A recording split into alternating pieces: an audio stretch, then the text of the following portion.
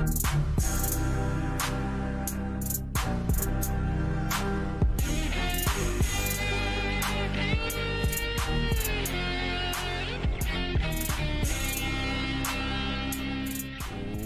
up, everyone? Welcome to the 159th edition of the Sports Reality. My name is Jeremy John, a.k.a. the fourth greatest grenading of all time. Perfect. A.k.a. the Lil Wayne of podcasts, because I will get on any podcast and hit it with the J Train. Perfect. Let's welcome my co-host, Cousin BigThad. BigThad, what's going on with you? Ain't none, cuzzo. Same old, same old. What's good? Doing good. How is the unofficial mayor of Prince George's County doing? Perfect. You know I'm good, brother. Unofficial mayor. Hey, don't forget, man. The gatekeeper of the DMV. Perfect. We'll know why I'm called the gatekeeper of the DMV pretty shortly from our guest.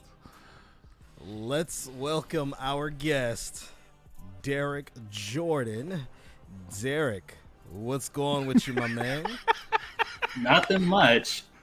Yeah, you guys will definitely know why he's now the gatekeeper of the DMV. So we want to reveal that now, or are we just going to get right into it? Go ahead, Derrick. All right, go ahead.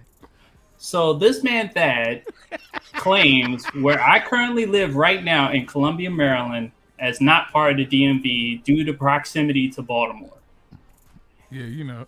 I've never heard of that from anybody in my life. First of all, I was born in D.C., so automatically wherever I go is the DMV, even if I step foot in Baltimore.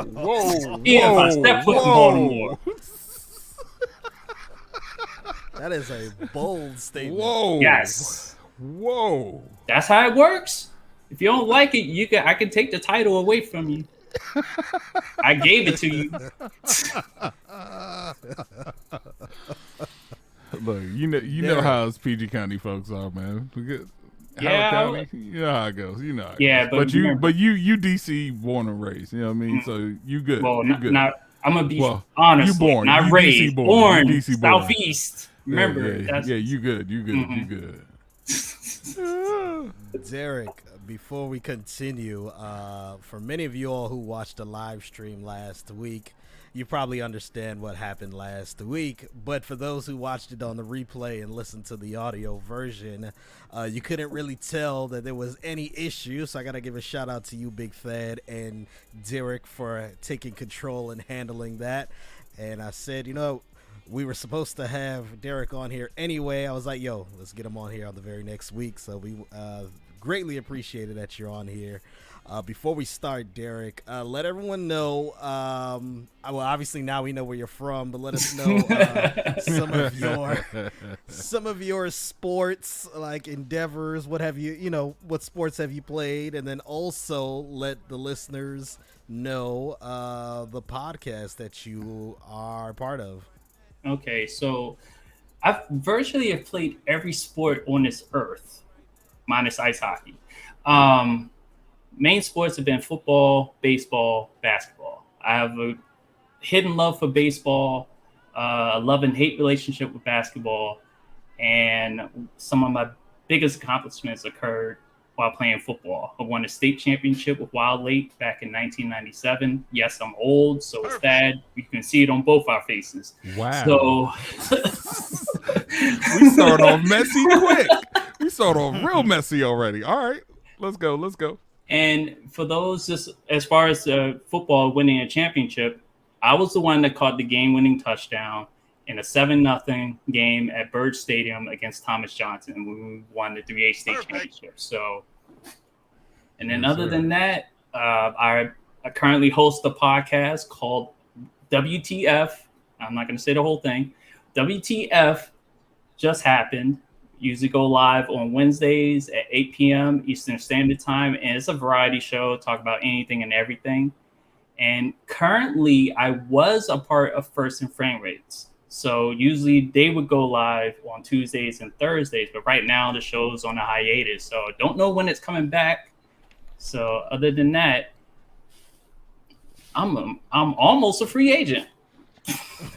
Got you. Oh man, we got a lot to get into for this week's show. We're testing some things out here, so let me know how this looks here. Got up here the rundown. Oh, see boy. there? See? Look at that. What? Okay. Life is about evolution. Tell you. Look, I didn't had nothing to do with this one. I'm surprised. Okay. Yeah. No, I'm surprised. Usually he'll call me for these technical stuff, so I'm impressed. Oh, Go ahead. See, I'm learning here. You know what I'm saying? But today on episode 159, we're going to recap the NBA playoffs so far. We're going to talk about discrimination in the NFL. Also, Julio Jones on the move, ? We'll, of course, have our Champ and Chump of the week. We will talk about student loan forgiveness and the status that we kind of got this week. We'll discuss that. And our Reddit topic of the week was found by Cousin BigThad. The best games from each NBA starter this season. So that's what we're going to get into. Just want to remind you all to subscribe to the podcast where podcast is available, and that includes Anchor, Apple, iHeartRadio, Spotify, Stitcher, TuneIn. You go, obviously, if you're watching us right now on the live stream, we're on YouTube, Facebook, and Twitch. Make sure you subscribe, leave a review, pass the word so we can reach more people. Let's now get into the NBA.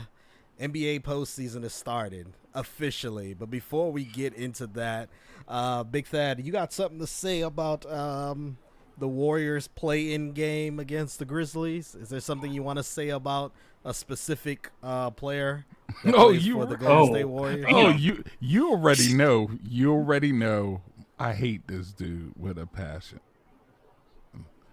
And Draymond Green, I don't care if people know him or not. If you know him personally, let him know I said this. Uh-oh. Draymond Green is some trash.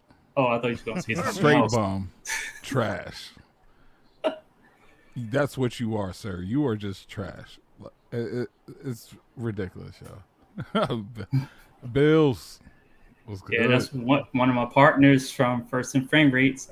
He also had a guest appearance on the last week's episode of WTF just happened. So yeah, nice. Trying to get some of my crowd in here.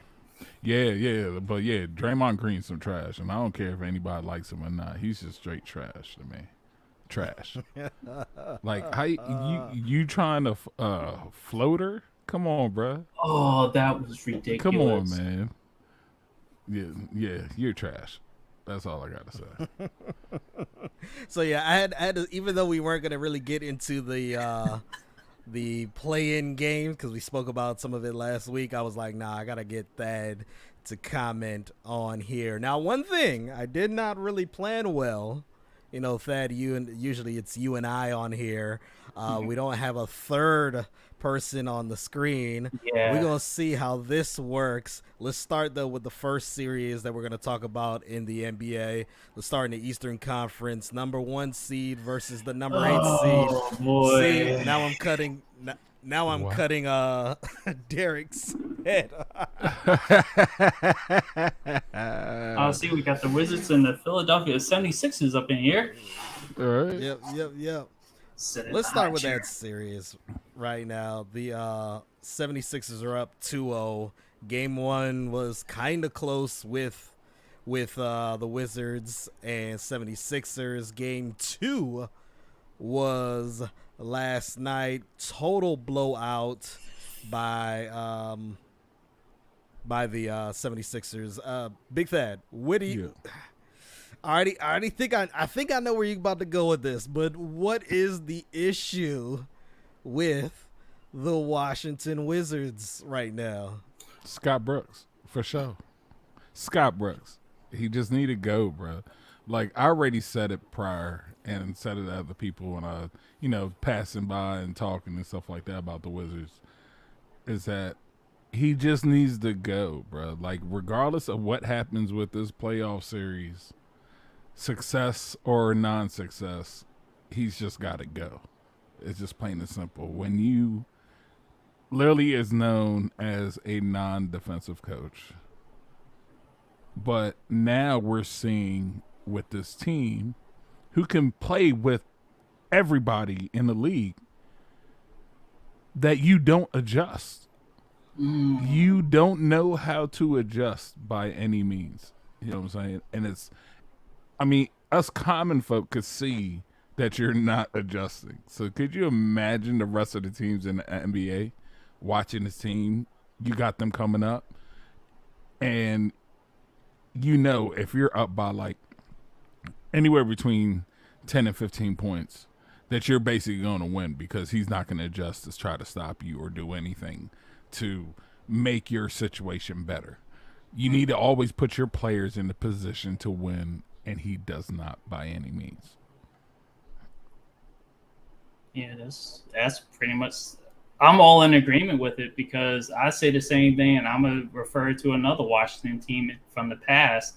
When Washington had Jay Gruden, I would often complain about his lack of adjustments, not just going into halftime into the second half, but also play to play, quarter to quarter. It's the same here with Scott Brooks. It's like one of the things he said throughout the season, or he said at one point in the season, why he couldn't get Neto in when he was on fire. Oh, I couldn't find the minutes. What? You can't find the minutes to put a hot player in that's possibly killing the other team? You mean you can't just change what you were going to do to go with the moment? Because that's what it's going to be about in the playoffs, is that moment to moment, play by play, minute by minute. The saying goes, you have to adapt and adjust play to play. Exactly. And he's not doing it. What you got, Jay? Man, I totally agree with you all. I think Scott Brooks is, as usual, just above his, everything is just out of his control, in my opinion. Like, he just doesn't know what he's doing. I think he's honestly relying on the fact that he coached Kevin Durant and Russell Westbrook and James Harden when they were younger. And I think that's all that's going on, And I agree with you, Aaron. Shout out to my boy Aaron. Scott Brooks is trash. Big facts. He's not as trash as Draymond, but he's definitely trash. He's definitely trash for sure. Oh yeah, he can't pick a lineup. No kidding. He can't pick a lineup at all. It's terrible. Now, the big news that has happened, I guess, with this series is what happened last night in Philadelphia. We had an incident where, and I have the video here, where Russell Westbrook had popcorn thrown on him. Let's take a look at this. He had popcorn thrown on him by fans as he was leaving the court after dealing with an injury. It looks like he sprained his ankle.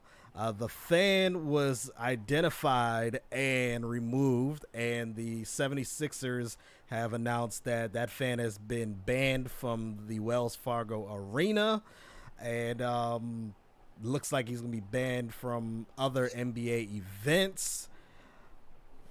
Derek, what does the NBA have to do to remedy this situation? Well, I feel like the only thing they can do, and I'm going to quote my boy Bills on this, give that fan 5 minutes, give the player that it happened to 5 minutes alone with that fan, and whatever happens, happens. That's the only way this is going to get solved, because you can ban people all they want. Eventually, it goes away. Eventually, they're forgiven. Then they're allowed back in the arena. But it keeps happening. It's not just with that one fan in New York. We'll talk about that later. There was another incident there. And it just keeps happening. And then with Westbrook, it's happened multiple times. Multiple times with that dude. Multiple times. People just feel entitled just because they paid their money. They can do whatever they want. Just to go to another sport, professional wrestling. You see people climb over the gates into the rain thinking they can be part of the show, and then they get their butts beat. So it's just can't be doing that, and there's got to be real consequences. If you got to get beat up.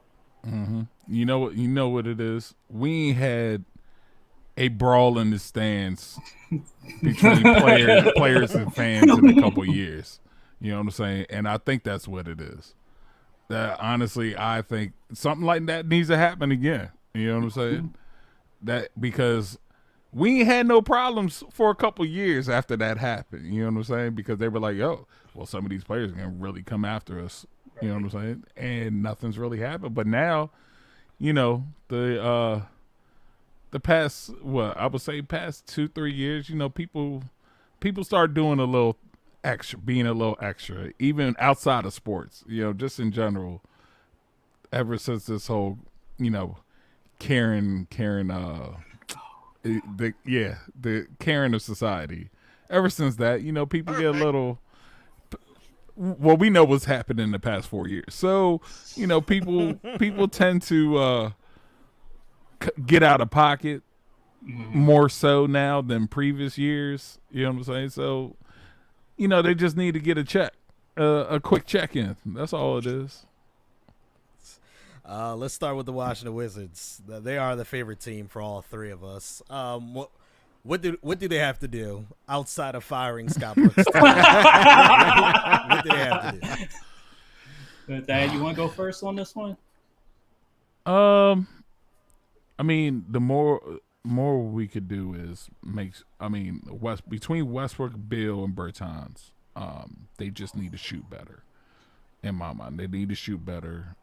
You know, better opportunities. And then just all around team defense, man.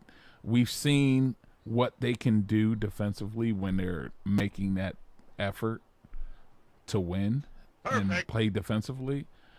They got to do it they have to do it on a constant basis here in the playoffs, man. I mean, you could go so far without defense in the playoffs, man. You could be one of the top scoring teams in the league, but if you're not playing any defense, it leaves everybody else wide open. So, but yeah, man, I think if they play smart in the way we want them to do, they can make something out of this series. But right now, last night, and the funny thing is, so I had to work at the bar last night, and I looked at the screen, saw we were down by 20. I stopped looking at the screen. Then I saw the score, and I was like, I text my boy. I was like, you know what? We might just get swept. You know what I'm saying? And I wouldn't be bad. I wouldn't be mad about it. I honestly wouldn't be mad about it because Scott Brooks is our coach. Well, Derek, what do you think has to happen? Well, I was live reacting to it during my show last night, so I had the same reaction as that. First of all, Westbrook needs to stop thinking he's Scottie Pippen and attempting bank shots. I don't know where that came from in his repertoire, but he needs to have more faith in his mid-range shots than to rely on the backboard from that far out. Where's Garrison Matthews? He can shoot too. They call him the professional shooter. I think this is the time you need him, especially with Bertans now being cold again. Right. You know, ever since he signed for that money, he's been mostly cold this season. And it just seems like he wants to take any other three-point jump shot, fadeaway three-pointers, which don't make any sense. He usually makes them when he's able to set his feet clean, and he has a quick release, so he doesn't have to worry about being blocked. Definitely team defense. They don't know how to double team to save their life.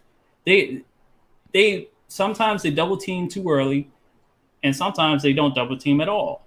Right. And sometimes where they bring the double team, it leaves a cutter like the one where Westbrook left his man to double Embiid, and George Hill just shot straight to the basket with no backup behind him.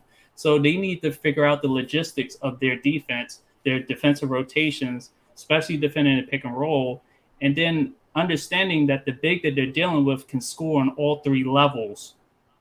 So you're going to have to sacrifice playing off of somebody. And I know they're doing that with Simmons, but now Simmons has adapted, in which I saw this potential from the very beginning.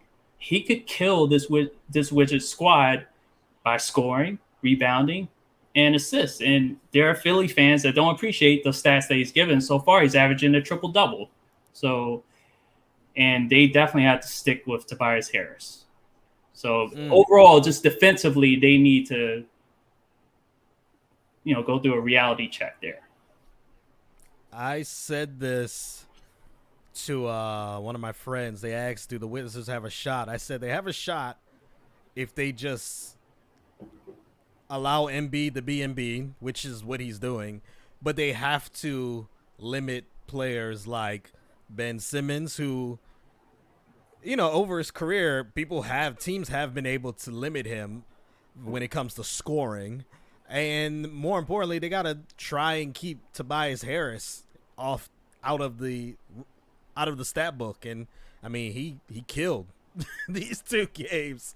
And almost like you didn't even have to worry about the rest of the players because those 3 dominated. And for the Wizards to win, they can't have those 3 dominating. You can have one of them and have one of them playing okay, and you have to stop the third person. So I think that's what has to happen for the Wizards to have any shot. Let's move on to the second. Yeah. What was that? What was that comment that popped up on the screen about Westbrook? That was from my boy Chemo. Yeah. He said he started doing that in Houston. Averaged about 46%. Whoa. When he started doing the. Well, he's averaging 20%. He needs to stop. Thanks, let's Chemo. now get to the. Thanks. Let's now get to the other series, or one of the other series in the East. See, yes, thank you, Derek. Team player right there. Nets Celtics. Nets are up 2-0. Game 1, Nets won 104-93. Game 2, though, they defeated the Celtics 130-108.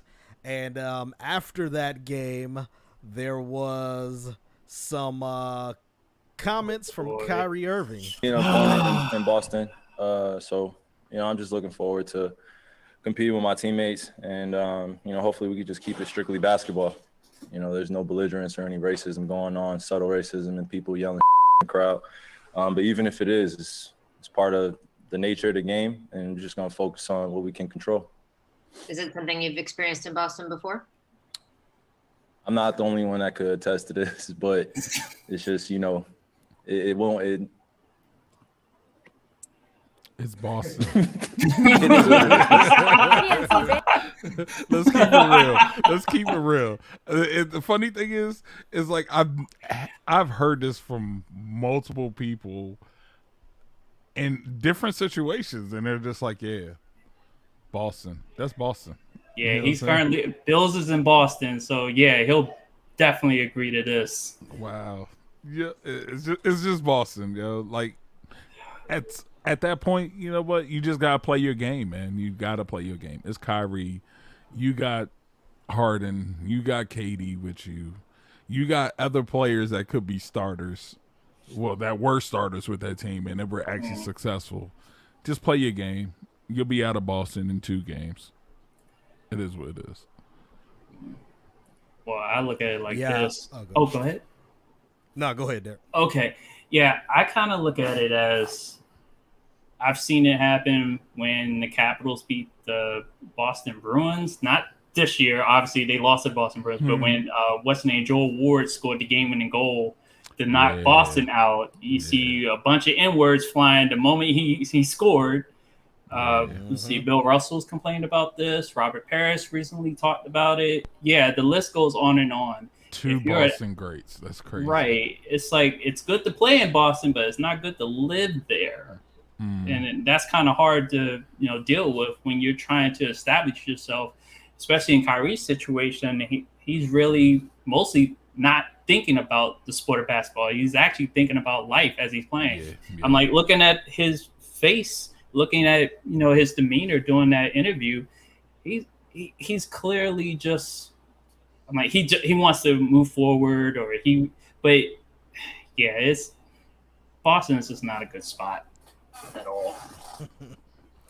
Not at all. From the folks that I know that are from Boston, pretty much the city's pretty segregated. It's pretty much blacks live where they live.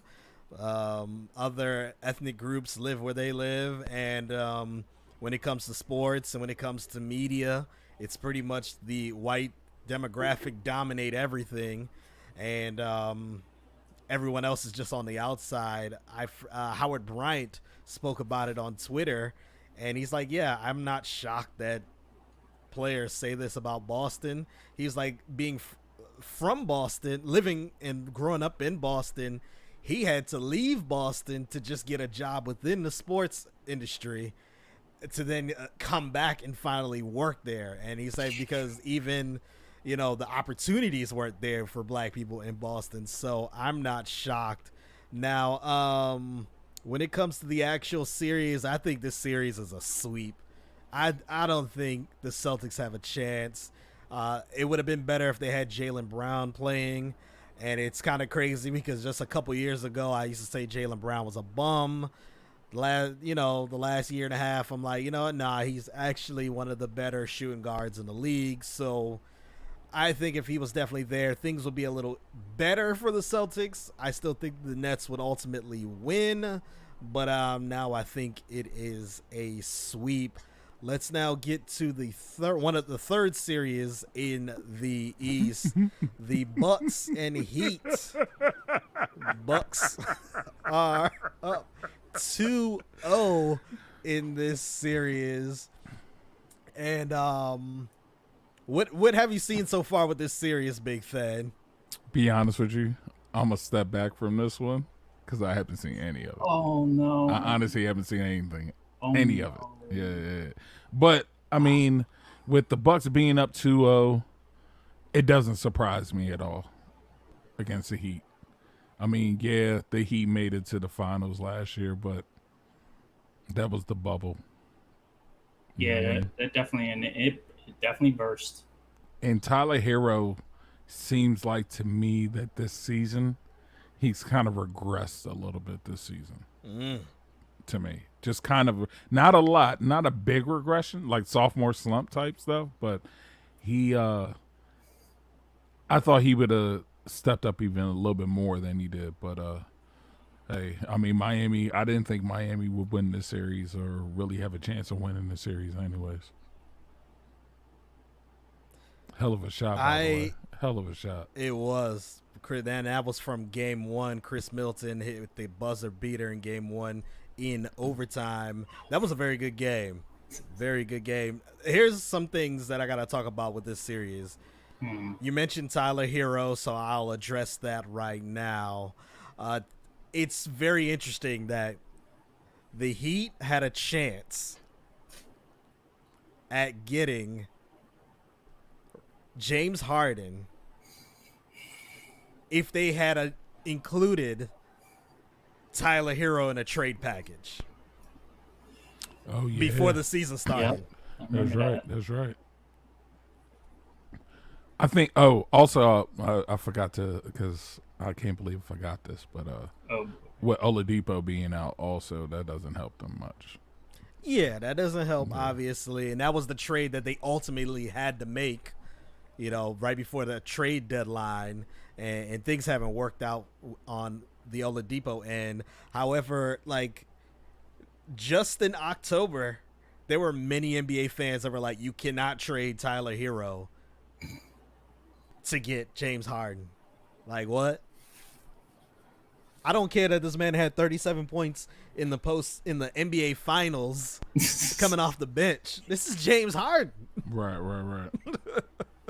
And now James Harden is in Brooklyn. And then the second person the main person I have to really blame in all of this is Jimmy Butler. He's averaging 13 points in the first two games. That's the first person. I always do this with any team that's struggling. I look at the best player on the team and see what they're doing, where they're contributing. And he is not contributing anything near what a superstar of his, or an all-star of his caliber is. I don't think he's a superstar player. However, he is an all-star, and as an all-star, a consistent all-star, you got to give me more than 13 points. Bam Adebayo, I mean, he could do better too, but really, I'm putting this on Jimmy Butler. And then let's get to the Bucks. That's Bill's. Bill says dude had one song made about him and dudes ordained him next up. That is very true. One song by a whack white rapper too. So wow. Messy. Jeez. Wow. I didn't think he was that whack. I don't even know who did it. Jack Harlow is not that I didn't think good. he was. I mean, I didn't. Who the hell is that? I can't say he's. It's an evil world we live in. It definitely is. He's from is a rapper from Kentucky. Well, there you go. But he hasn't. You know what? Jay hasn't liked him since the basketball whatever thing he did with Quavo. So the question is, name me one good rapper that came out of Kentucky.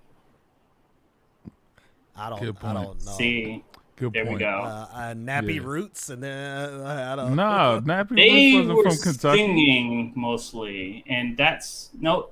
They were Tennessee, weren't they? Yeah. Nah, they're I'm from trying to Kentucky. think back to the song because they did talk about Louisville, and that's it. Oh in yeah, Kentucky. they did. Yeah, they were Kentucky Wildcat fans. But they was singing most of the time. So Yeah. singing group. What do the Heat have to do to bounce back in this series? Jimmy Butler be an all-star. Yeah. I mean, he's the key to their team, regardless. He is Jimmy Butler. If Jimmy Butler isn't successful, the team won't be successful. I'm like, and honestly, from his body language, sometimes he's just disinterested. Right. You know, right. once somebody starts checking out, then the rest of the team will follow, and that's the way that team is set up with him in the lead, and the rest will follow. So That's why when everybody was saying no, give up Tyler, so they could get Harden. I was always trying to figure out how Harden would work with Jimmy Butler.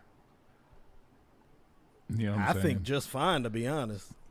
I mean, you're going to have Harden being Harden. You know what I'm saying?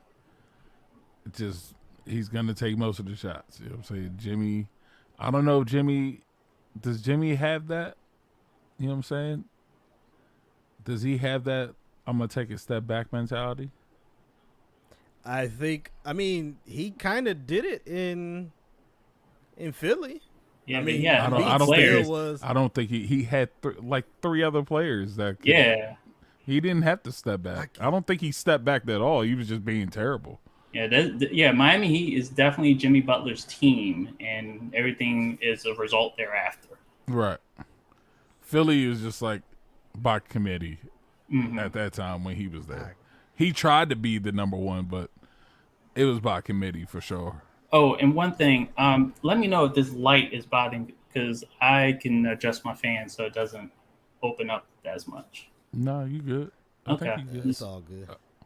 Oh, I see what you're talking about. That's what I was. I've been viewing that the whole entire time. And I was wondering if anyone was going to say anything. I was just like, well, Nah, I don't say didn't anything. But really I already notice. know that some people can be bothered by a sudden glare.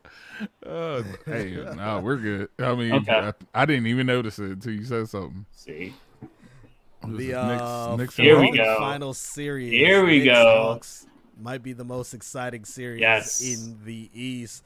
The Hawks got game one after a game-winning bucket from Trae Young. Trae Young got the vitriol of the New York Knicks fans. Even got Mayor Bill de Blasio put out a statement during one of his pressers. Spoke about him flopping and that he needs to play real basketball. Before we get into that, I think Spike. the New York Knicks. Good old I Spike. think the New York. oh, the AK footage. I think the New York Knicks fan base has come to an all-time low because hating players the way they did for like Michael Jordan and Reggie remember Miller. those days. And even, when they played postseason series with like the Celtics and the 76ers, those were for all-time greats. And Trae Young is just playing in his first postseason series. And the Knicks and Hawks don't even have a rivalry. So I'm like, y'all got this much vitriol for this dude? Now, don't get me wrong. He dropped almost 40 on him. But I'm like, reserve all of that hate for the all-time greats. And then we also had... When's the last time they've even been in this position right now? Right. That's why true. you know what I'm saying? They've gotten here so far.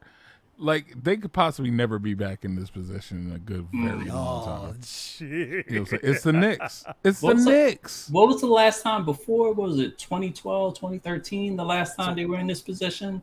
With Carmelo? With Melo, right? Yeah. 2013. And then before that, was what, like 98? Oh, God. 99? 2001, maybe? 2001. I think 2001. But still. That's a big break. That's a big break, right? bro. It's the Knicks. The Wizards ain't as bad as the Knicks has been. You know what I'm saying? Yeah, So we've had a bunch of playoff series between that. So memorable, though.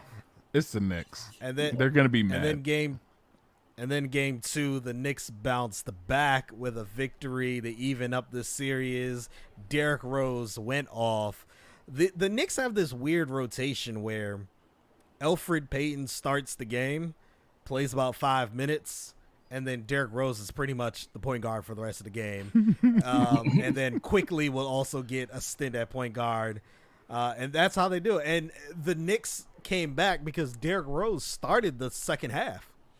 Yeah. And that's when they were able to get back, get rhythm, then take the lead. Also, the Hawks didn't seem to want to call timeouts. They had 4 timeouts in the fourth quarter. And we know when it gets to, I think, after the 6-minute mark or the 4-minute mark, they remove a timeout. Mm-hmm. So you need to use one of those timeouts at some point. And then also Trae Young only played 35 minutes in the game too. So that's my little criticism from Nate McMillan, who has actually coached pretty well after taking over for Lloyd Pierce. Chemo, you right. Chemo's right. Yeah, they've been gone for a long time. They ain't know what to do with themselves for the past year. You right.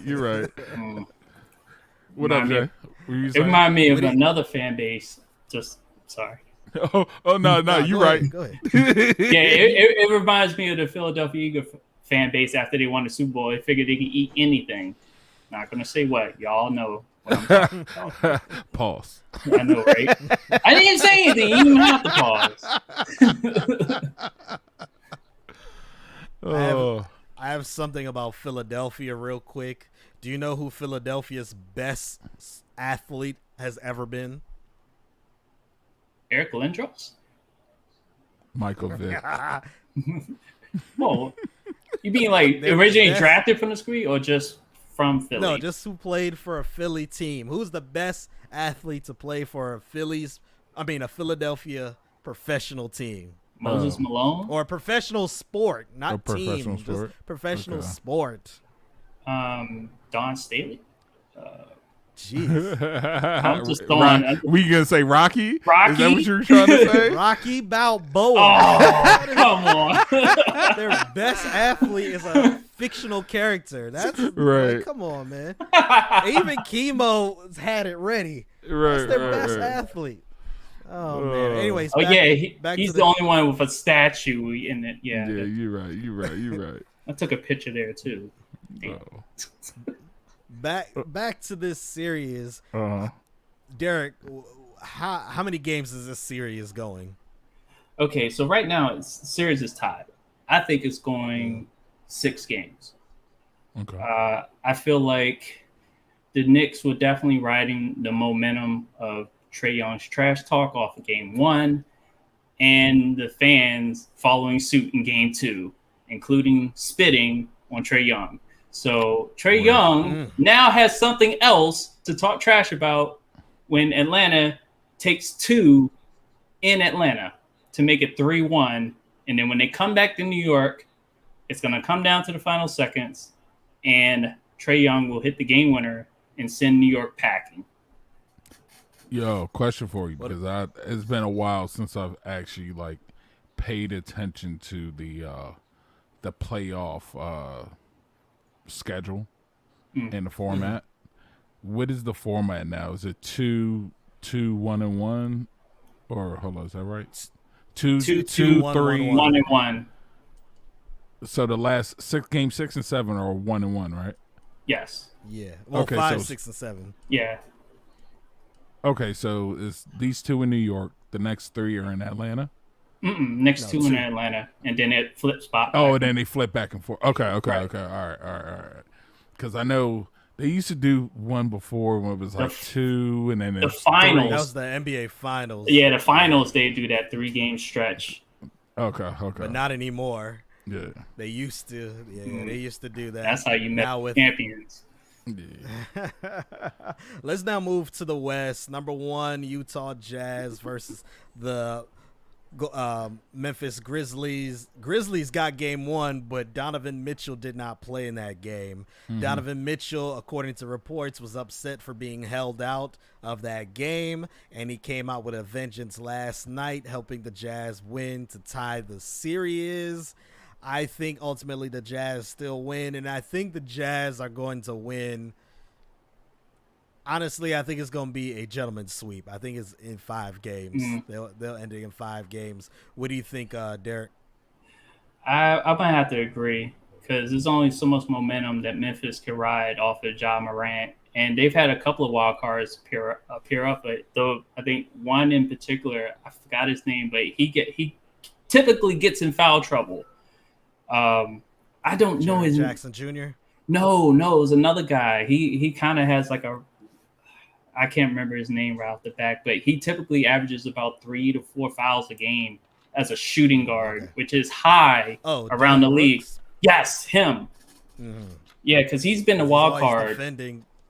He's always defending some of the best offensive players. Right. So as long as he stays in foul trouble, it's going to be what you said, a gentleman's sweep. Yeah, I got Utah winning in the next 3 games. So, yeah, in 5. Let's now get to the next series in the West. Nuggets versus Blazers. That series is tied 1-1. The Blazers won game 1 behind a very good game with Damian Lillard. Game 2, the Nuggets came back, tied it up. I feel like Michael Porter Jr. played a lot better in game 2. They got a lot more assistance from even Paul Millsap coming off the bench. And more importantly, the Blazers didn't really get much from CJ McCollum, who hasn't really shown up yet in this series. This series is going to be very interesting. BigThad, where do you think this is going to go? How many games do you think this is going to go? Who's going to win? I think this goes 6 games, but Denver wins. You're going to see a little bit more out of Porter Jr. And the usual suspects. You know what I'm saying? So I think it's Denver in 6 games. What about you, Derek? I think it's going to be Blazers in 6. I don't see how the Nuggets, without Jamal Murray on the road, can govern themselves. And, yeah, CJ McCollum will show up once they get back home, and it'll be a completely different story. So Blazers in 5? Or I'll take them in 5. Ooh. I think the Blazers are like the Wizards West, where they have the talent, but they just don't play defense at all. Jerry Stotts to me is a better coach, but not that much better than Scott Brooks. And they have the backcourt, they have the other offensive players, but defense is not their forte. And I believe that's a big issue. Suns versus Lakers. That series is tied 1-1 after the Suns got their victory in game 1. what's his name? Anthony Davis did not play well at all in game one. Not at all. Only had 7 rebounds. And there was a little scuffle. I say scuffle in this match in game one. You had LeBron James, who misses free throws as usual, gets undercut by Chris Paul, and then all hell breaks loose with Cameron Payne throwing the ball at Caruso, Montrezl Harrell running up on him, and all at the same time, LeBron James is on the ground as if he got shot, as if it was an assassination attempt on his life. Now, me personally, I do believe LeBron flopped, and I believe this. If LeBron is in pain when that happened, it's because of him. Like, yes, Chris Paul got there to you, but he didn't really undercut you. He didn't really pull you down. It wasn't the undercut. That's what I'm about to say. It wasn't that. The arm. What do you think? It was the lock of the arm. Okay. You see, look. If you go back, look. Even if you go back to the video and you look at it, LeBron starts to pull his arm before he's even close to getting to the ground. You mean Chris Paul pulls on his arm? No, I'm sorry. No. If you look at, he pulls his arm in, like he's in pain before he even is anywhere near the ground. Yeah. So as soon as he he started to go out. Yeah. So he was already feeling the stretch. You know what I'm saying? Yeah, you can see it better on this view. He already pulls it in. He pulls it in. Most folks, when they're falling like that, they're not pulling that. They're not pulling that in. So, but yes, I do say, like you said, Jerry, like he made it even worse the way he came down. He just came straight down on the shoulder. You know what I'm saying? Like you didn't even attempt to stretch the arm out to kind of brace the fall. You just went down. Like I think he would have hurt himself even further.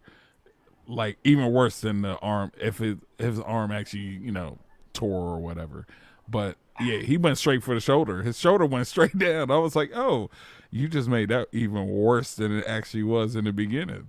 Like, damn. But then he became extra on the ground. That's the thing that got me more than anything. That he was just straight. He was just so extra on the ground more than anything. I'm gonna have to go against all this because even talking to my boy Bills, we were talking about it. I really didn't see it as a flop. Kind of see CP's dark side here because remember earlier that shoulder injury that CP has currently, right? That LeBron was involved in that play. So it's kind of like you got me, now I got you. He put him in a reverse arm breaker. You're right. And pulled on his arm, which logistically it went over his own shoulder that he hurt. That LeBron was not really involved in that much, and I would be scared too if my arm was pulled at that angle, pulled down like that. But CP got a dark streak to him. He's petty. He does. Game 2, he had to sit there and suffer as the Lakers ran away with that game. Now, personally, I don't want the Lakers to win this series, but you got to call a spade a spade. CP is petty. He has that streak in him. Nah, I got a question for both of you. I got a question for both of you. Go ahead. And you could talk to Bills. I saw that comment too. If CP is not on this team, do the Suns even make the playoffs this season? No. They make it as an 8th seed probably. You think so? Yes. You honestly think so? Seed. You honestly think so? Devin Booker can't do it alone. What were they last season? They almost made the 8th seed. Yeah, were they the team that won the bubble? Like they were Every undefeated in the bubble. Yes, and missed it. Yes, and then missed it. Yeah. Yes. Okay. All right. Yeah. I don't think they make the playoffs this season. I think they're an 8th seed. I think Golden State State definitely makes it in, no problem. Minus the play-in. I don't even think they 10 seed, to be honest with you. And then on top of that, the Lakers are where they're at due to major injuries. I like Chemo. I don't even know Chemo. I like. See, that's what I'm saying. That's what I'm saying. CP. Everybody's not giving CP his. Jay don't want to give CP his flowers. That's what it is. Hold on. CP is the reason. Is the reason. It's not Devin Booker. Devin Booker's been doing the same thing since his rookie year. It's CP's the difference. He's the reason they got first, but I'm going to get to my man Bills here. Oh, boy. Let's remember what happened last year. 25 games missed by DeAndre Ayton. Yeah. But I don't think Ayton's that good, though. But Ayton ain't running the offense. 25 games. But Ayton ain't running the offense, though. That's what I'm saying. And he doesn't have the experience to mentor the young players on that team. CP does. Yeah, but I'm just saying experience on the court matters. I think Ayton being on that team without Chris Paul gets them to the 8th seed, but Chris Paul is why they are the number 1 seed. Nah, you wild. I do want to go back to something. I do want to go back to something that Bill said. He said that there's LeBron hating here. LeBron is one of my favorite players of all time. I mean, he did, kill our Wizards, but I still like him. I just tell it how it is with LeBron James. Let's get to the final series in the West. Clippers versus Mavericks. Mavericks are up 2-0. Mavericks got both victories in L.A. I love it. BigThad. I love it. Why do you love this series, BigThad? Because everybody's on this Clippers in the Western Conference Finals and all this nonsense. Clippers are not that good of a team, yo. I don't care who's on their team. You have playoff P on that team. You already know you're going to be terrible. Plain and simple. Wow. The Clippers aren't that good. Luka is the truth, yo. I love Luka. And all you're going to get is Patrick Beverly talking smack all game. Like, y'all honestly think Beverly's a good player? Probably telling the refs, you see how far you pushed me back? That's how much I look at that. That's how little defense I play now. Jumping up in the air for no reason. You know what I'm saying? Even when he was having a spats with LeBron, he was talking the whole time. He couldn't really do nothing to LeBron. He was just talking all. That's all Patrick Beverly is, a talker. Then you got playoff P, so you know what you can get out of him. Trash. And then, the bad thing is I can't even remember his name right now. But Brady. Yeah, the weird laugh. The weird laugh. Kawhi is, of course, the best player on the team, but he's been weird this season. Like, sometimes this season he's just been real pandemic P. You know what I'm saying? He's just, I don't know. There's something about him, like, I can't see him, like, everybody puts him as the star of the team, the leader of the team, and I don't think he is. I just don't think he is. He's not a good leader. He's not a good leader, in my opinion. And if you don't have a leader, the rest of the team is going to fail. Yep, look at Miami. He got shielded in San Antonio, and I think Toronto was just the perfect storm that they were actually a good team, and then he was added, and they went on that magical run. But he's not a good leader. Tyronn Lue, I've been saying this for years, is not a good head coach. Him and Rajon Rondo getting into it because Rajon Rondo is trying to tell them what to do to win. And why is Rajon Rondo not getting on the chance? And he's calling out. And he's calling out all the Mavs plays. Right. He's calling them all out. He remembers because it's the same coach from 2014, 2015. He's calling out all the plays, and they can't stop it, even with one of the top defensive players on your team. That's silly. See, Rondo should have never left LA. Well, I mean, they didn't want to pay him. That was the problem with the Lakers. They didn't want to pay him. They didn't want to pay him or Dwight Howard. Oh, I mean, I wouldn't have a problem with that. Dwight Howard didn't really do much last. Oh, jeez. You know nah, he didn't really do much. Oh, jeez. Thaddeus with the Dwight Howard, with the hate in here. I mean, don't be rude. Don't get me wrong. Dwight Howard didn't do much last season with the Lakers. I mean, granted, he didn't have to. He didn't really have to either. But They could have did the same thing with Boogie. You know what I'm saying? And Boogie would have given you more production than Dwight Howard. You know what I'm saying? Even injured, Now, Boogie would have did more. now, do you think this is over? Dallas is just going to win this series? Oh yeah, I think Dallas going for the sweep. I'm gonna have to agree. There's no hope. If they don't get the sweep, if they lose one in Dallas, then they'll win the next game in LA and the series is over. But I'm going for the sweep right now. I would say the Clippers may get one game because there's a little bit like this much pride left in them. Other than that, they're just gonna move out of the Staples Center, go back to the old LA. What is it? The LA Coliseum. I know I think it's torn down now, but they'll just find a way to play in it anyhow. Right. They call it the Clip Joint 2.0. Right. You know, Stanley Roberts would be at center. You know, Malik Sealy coming out of nowhere. I mean, what else can go wrong? I'm like, yeah. Did they start that new facility yet?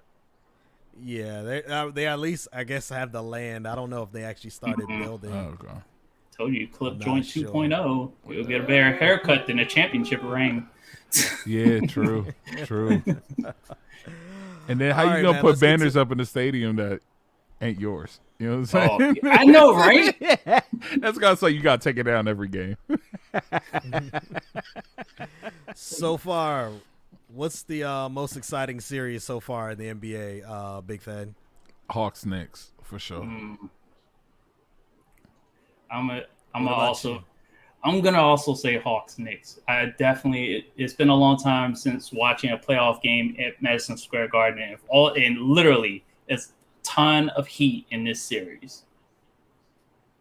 I would have to agree. Hawks Knicks is the most exciting series. First round overreactions after 2 games. Let's get to it, Derek. Ooh. Oh boy. The Suns as a 2 seed.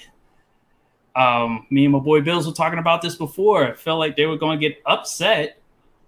And after winning game 1, seemed like they were going to go a different route. But right now, the Lakers looking like they're going to just rally the troops and win out. So, basically the Suns as a 2 seed going to get knocked out. What about you, Big Thad? Biggest overreaction to the first round? That the Clippers are even in the playoffs. Yikes. That's where I'm at. Kawhi's trash. My biggest overreaction, and it really isn't an overreaction, but Scott Brooks needs to be fired like right now. Yo, I don't think we've not said this all season. Yeah, long. I was this is going- terrible. Yeah, I was going to go there, but I knew you were going to say that. Like even in the streaks, even in the streaks of wins, we were still like, "Yo, Scott Brooks needs to be fired." It's terrible, Man. but it's true. It's the truth. It's not an overreaction at all. Let's get to some other NBA news real quick. LeBron James violated health and safety protocol after being at an outdoor event with several people. The NBA did rule that he did violate the health and safety protocol. However, was not assessed a suspension or a, being put into protocol. Start with you, Big Thad. Should LeBron have been placed in the health and safety protocol? Well, see, I mean, now hearing that from you, I would say yes. But for some reason, I thought, I must have just misread it. I thought they had said that when they reviewed everything, it was actually okay that he didn't violate because that's what I thought something about too. somebody being vaccinated with the vaccinated So- players or something like that. So here it was. The event had people who were vaccinated, and then they also did testing on site. However, the NBA still came out and said, yes, LeBron did violate the protocol because the amount of people that was at the event, and also that he didn't give the league and team a heads up about the event. However, they still decided that his violation was not enough to actually put him into the health and safety protocol. For me, that is LeBron is LeBron. He's going to play, and as a fan, facts. I don't have a problem with that. Nah, because I'll tell you right now, if LeBron doesn't play in the playoffs not happening. Exactly. Especially if, the Lakers are in the playoffs. And you telling me that LeBron's going to be out for 10 days because of protocol, the playoffs aren't going to happen. It's going to stop for like 2 weeks and then come back. Here we go. We're playing here's the playoffs. We're going to start it over. We had some health and safety precautions throughout the league, and here we go. We're going to now start the NBA playoffs. No. There's no way they keep LeBron out. He's the face of the league. It's not going to happen. Now, my question would be, because, Kristaps Porzingis violated the same protocols, and he received a $50,000 fine. I think the detail in that is that he was indoors at a nightclub. I kind of understand that, but I don't think he was placed in the health and safety protocols. So he's not missing any games. But the thing is, he suffered a fine. If the league is saying that LeBron James violated the rules, you should fine him. I also have a gripe about LeBron James not being fined after calling out the league in regards to the play-in tournament. And the reason why his complaint, one, is stupid and should have been fined, because in hockey we had the New York Rangers become the New York Carringers and basically suffered a $250,000 fine just for calling out an individual position in the league over Tom Wilson. So if you can make comments against the league and not get fined, it clearly is your league. Not only it is his league. Not only that, LeBron James applauded the play-in in October. Right, because he didn't have to play in it until now. Yep. Before we get out of this, is basketball related, but J. Cole is playing in Basketball Africa. J. Cole is averaging 1 point a game, and he was called out by a fellow player in the league who is averaging close to 30 points, I believe. He had a game where he dropped 40. And that player said that is actually disrespectful that J. Cole is even in the league. Yes, I understand he's a rapper and he's bringing eyeballs, but he's also taking away a spot from someone that could benefit from playing in the league. Derek, is J. Cole's presence good for for Basketball Africa overall? Yes, because who else would have heard about this unless he was there? All you would have heard about is the investors, and they can only provide so much name recognition to a league that no one really knew about. The fact that the finals of that league, called the Basketball Africa League, which I don't think a lot of people know about because not much was put out there in the first place. Yeah, so true. The fact that we're only hearing about this if you were glued to ESPN or now catching this story with J. Cole. So they've already been played. They've played through their season and are approaching the championship, which is supposed to take place this Sunday. So, yeah, J. Cole being in the league, just to hear that he now is going to bring more eyes, and eyes that would normally not be watching basketball. Two, he's been in that mold to try to play professional basketball for quite some time, so he has every right to be there, just as any player that's going to be playing in that league. So no, he's not taking away somebody's spot, because apparently it is his spot, and now he's going to be leaving. So now somebody else can take that spot with not as much name recognition. Bill said, when that dude puts 3 platinum albums out without features, I care about his opinion. Yeah. For those that don't know, Bills is a aspiring musician. He's up and coming. So he would know thing about features, and he has a great voice. So Nice. Let's now get to the NFL. Let's start with some serious news real quick. We had an incident where a coach by the name of Eugene Chung From the spoke out DV. about how... I did not know that. Yeah, he's Yep. from Fairfax. mm-hmm. He spoke about being discriminated against in a coaching search in the NFL. He said someone, and he would not name them, Which he said did. that he is the wrong type of minority for a position in the NFL.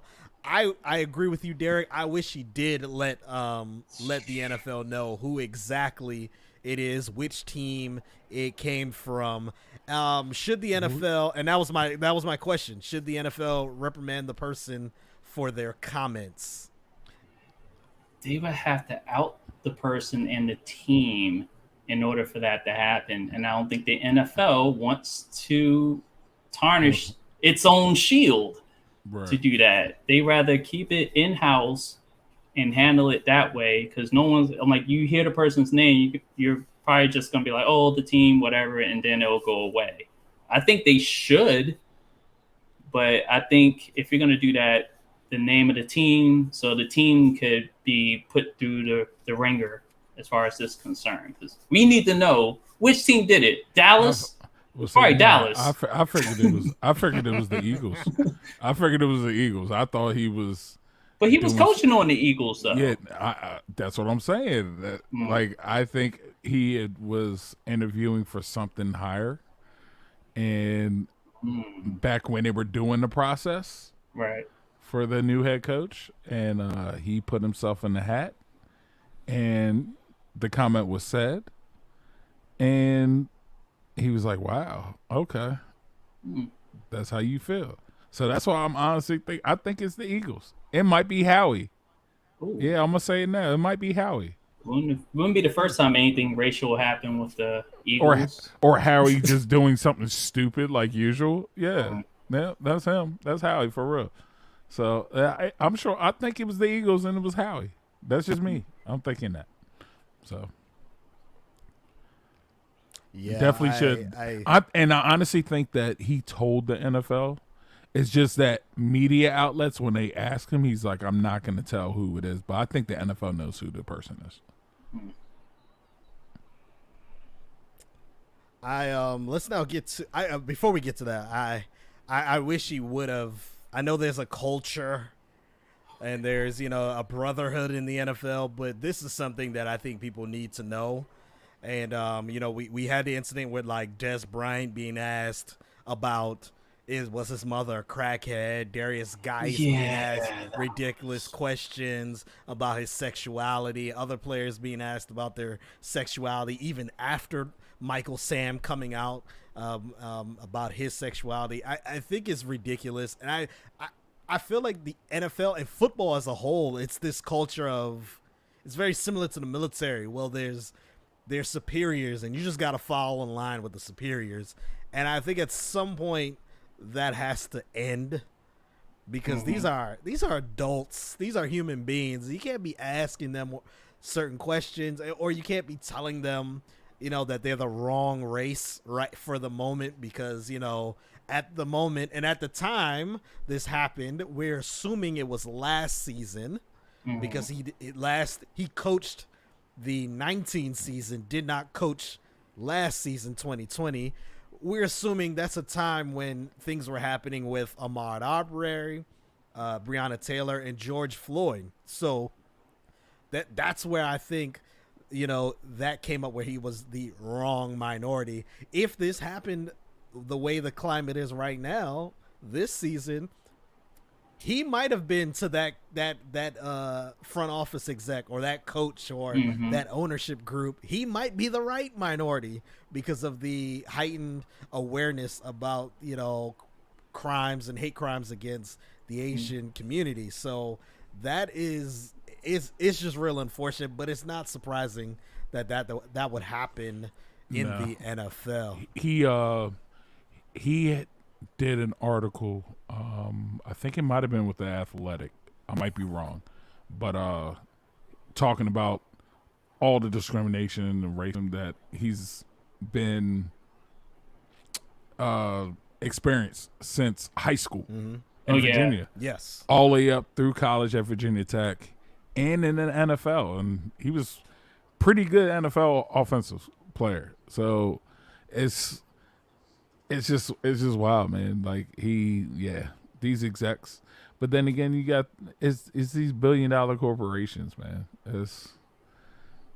It needs to change, but it ain't gonna change right away by any means. But I don't think it happened as recently because I know he was on that Super Bowl team as a coach. So Yes. Julio Jones on the move. He was on Undisputed this week. Take a listen to what happened on Undisputed. Calling. You watching, Julio? Really hope he answers here. Julio, have the guts to pick up the phone. What's happening? Yeah. All right. Julio. Hold on. Let me put you up.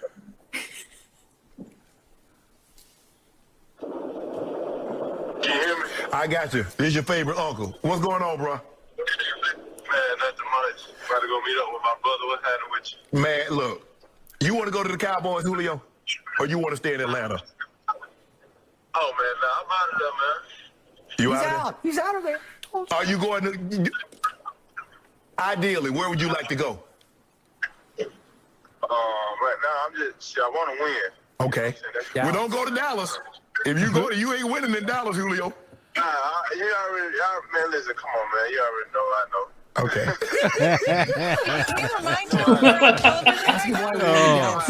Listen. You know how people is, man, with all that going on with the picture. Yeah. And all that, stuff like that. Okay.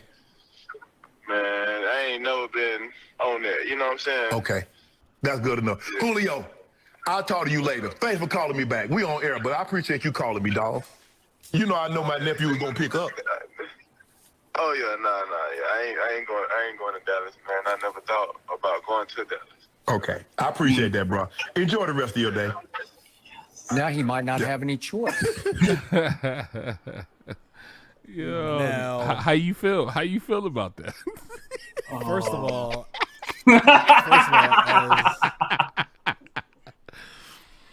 of all, as a fan of the Dallas Cowboys, They are the Dallas Cowboys, And they America's team. suck. as a fan of the Dallas Cowboys, I did not even know about this photo over the weekend where he was wearing apparently Cowboys gear. He grew up as a Cowboys fan, just like probably a lot of NFL players who do not play for the Cowboys. Like shiny stuff. Yeah. Go ahead. And he was wearing that, so people speculated that he was going to play for the Cowboys. When I heard that, I was like, well, financially that doesn't make sense because we just don't have the money to trade for him unless for some reason the Falcons take like Amari Cooper. But so I wouldn't even get my hopes up. But then hearing him say what he said about the Cowboys, I mean, okay. I mean, we haven't won since 95. Like, it is what it is. Yes, he made a run to the Super Bowl and got the furthest that any Cowboys player has gotten in the last 20 plus years, but they also lost. So I'm not really worried about his comments about a winning organization.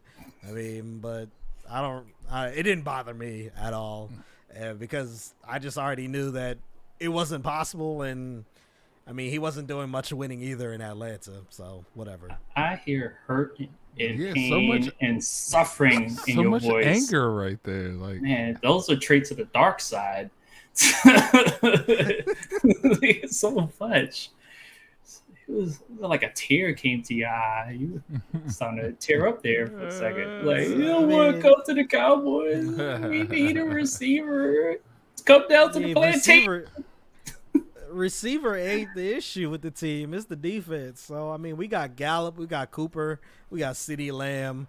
We now have Gallup? Blake Jarwin coming back. Gallup? You know, Zeke is coming back. I mean, the offense ain't the issue. Gallup? Dak coming back. We'll get the Dak. We mean Michael Gallup is a Gallup? good receiver. I didn't say he was great. He's a good receiver. Come on. These definitely sound like names that would be working on a plantation or something like that. Jeez. Zeke? Jeez. Man, Jeez. hate to see it.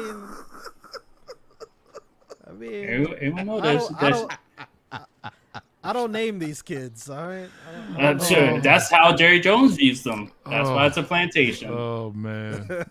Oh. Let's get to your Washington football team. Y'all signed Brian McCann, I believe that's his name. Mm-hmm. Yeah. The safety, former safety of the Miami Dolphins. I think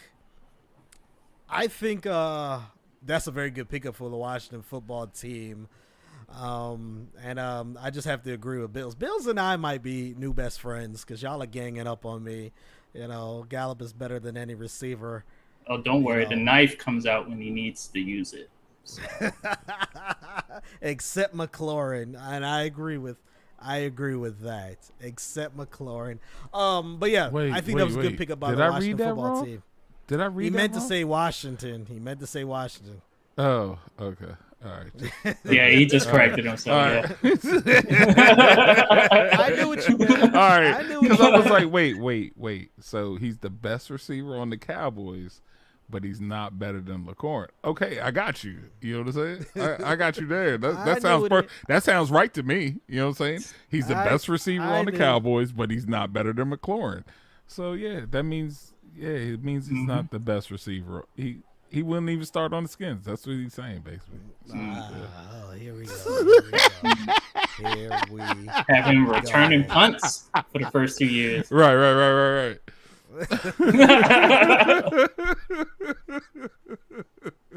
I mean, it sounded good to me, Bills. You know what I'm saying? It sounded good to me. Let's now quickly get to Major League Baseball. There was another no-hitter this past week. Corey Kluber with the no-hitter. And by the way, Kluber's out with that next with an game. injury now. That next game, he only, what was it, 3 innings for a shoulder? Yeah. Pull him out. Damn. Our no-hitters in Major League Baseball getting out of hand, BigThad? Nah.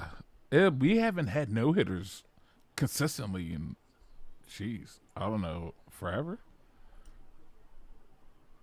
I think it might have been Randy Johnson. Back in the Randy Johnson days when we had like maybe multiple in the season. But it's good. I mean, it's actually good for baseball right now that these pitchers are actually dominant right now, which is good. We haven't had real dominant pitchers. We've had, maybe one here or two here that are like consistently the best in the league throughout a season. But now we're getting pitchers out here that are actually putting in work. You know what I'm saying? So it's not out of hand at all. I think it's just that they're catching up to some of these batters, man. And now it's time for the batters to just get back to doing what they're supposed to do. I totally agree with that. Nope.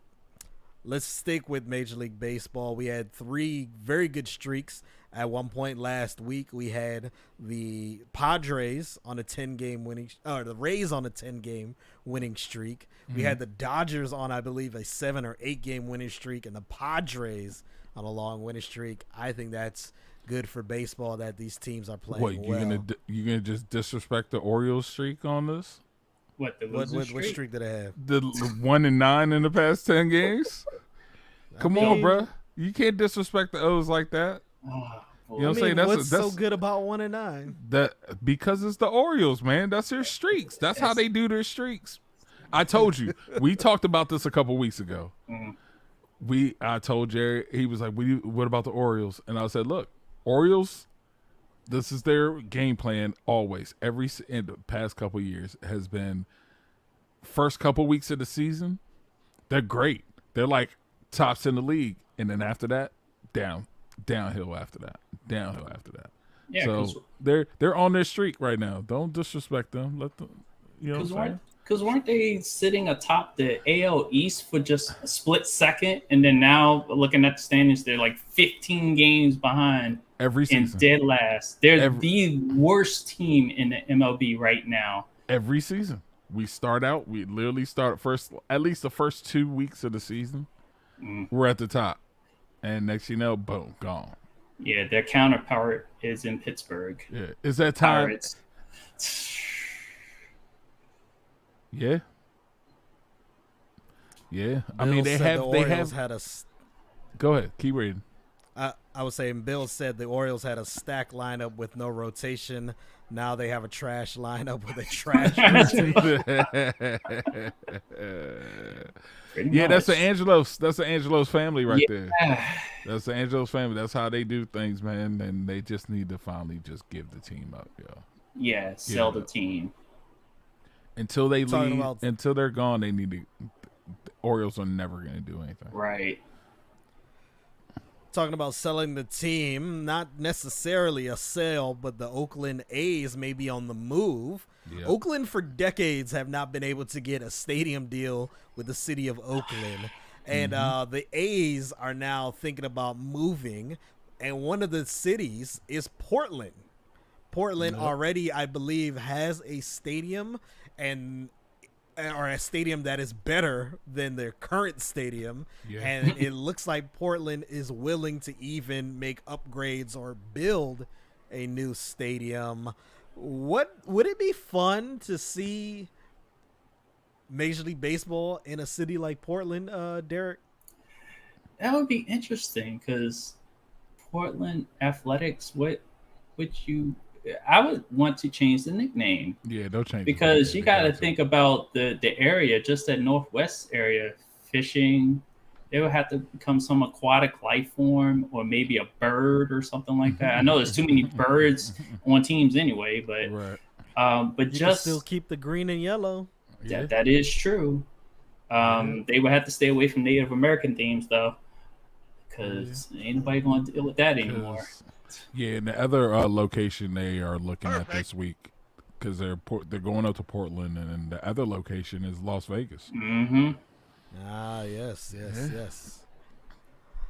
It'll be sad for Oakland because they in a sense lost the Warriors, because the Warriors are playing in San Francisco, and from the people I know who live out in that area, they're kind of like, yeah, it takes forever to get to San Francisco, so it's like they moved. You have the Raiders who did move, and now you have, Oakland, the Athletics, who may possibly move. It's going to be pretty sad for the fans and the natives of Oakland. Yeah. Oakland will not have a professional sports team soon. But there's one thing that Dave Chappelle said in a comedy sketch about crossing that bridge to Oakland. And you see the teams leaving. That's probably why. It's pretty rough over there. Let's now get into our quick hitters. Phil Mickelson. He won the PGA Championship over the weekend. What is he, like 50 years old? Yeah, 50 on the dot. Yeah. So one of the oldest players to win a major tournament. We also had Cristiano Ronaldo, who became the leading scorer in his league for the season. He's the first player to do so in the Premier League, La Liga, and Serie A, which is the league in Italy. First soccer player to be the leading scorer in 3 different leagues for a season. So shout out to him. We have some WNBA news. You mentioned it a little earlier, Derek. What's happening with Liz Cambridge of the Las Vegas Aces? We're about to get messy real quick. It was a game between the Las Vegas Aces and the Connecticut Sun. And the coach, I think it's Eric Curry? Or let's see, I had the name. I believe so. He's also the GM of the Connecticut Sun, made some comments while arguing on a call with the referee where he said, come on, she's like 300 pounds.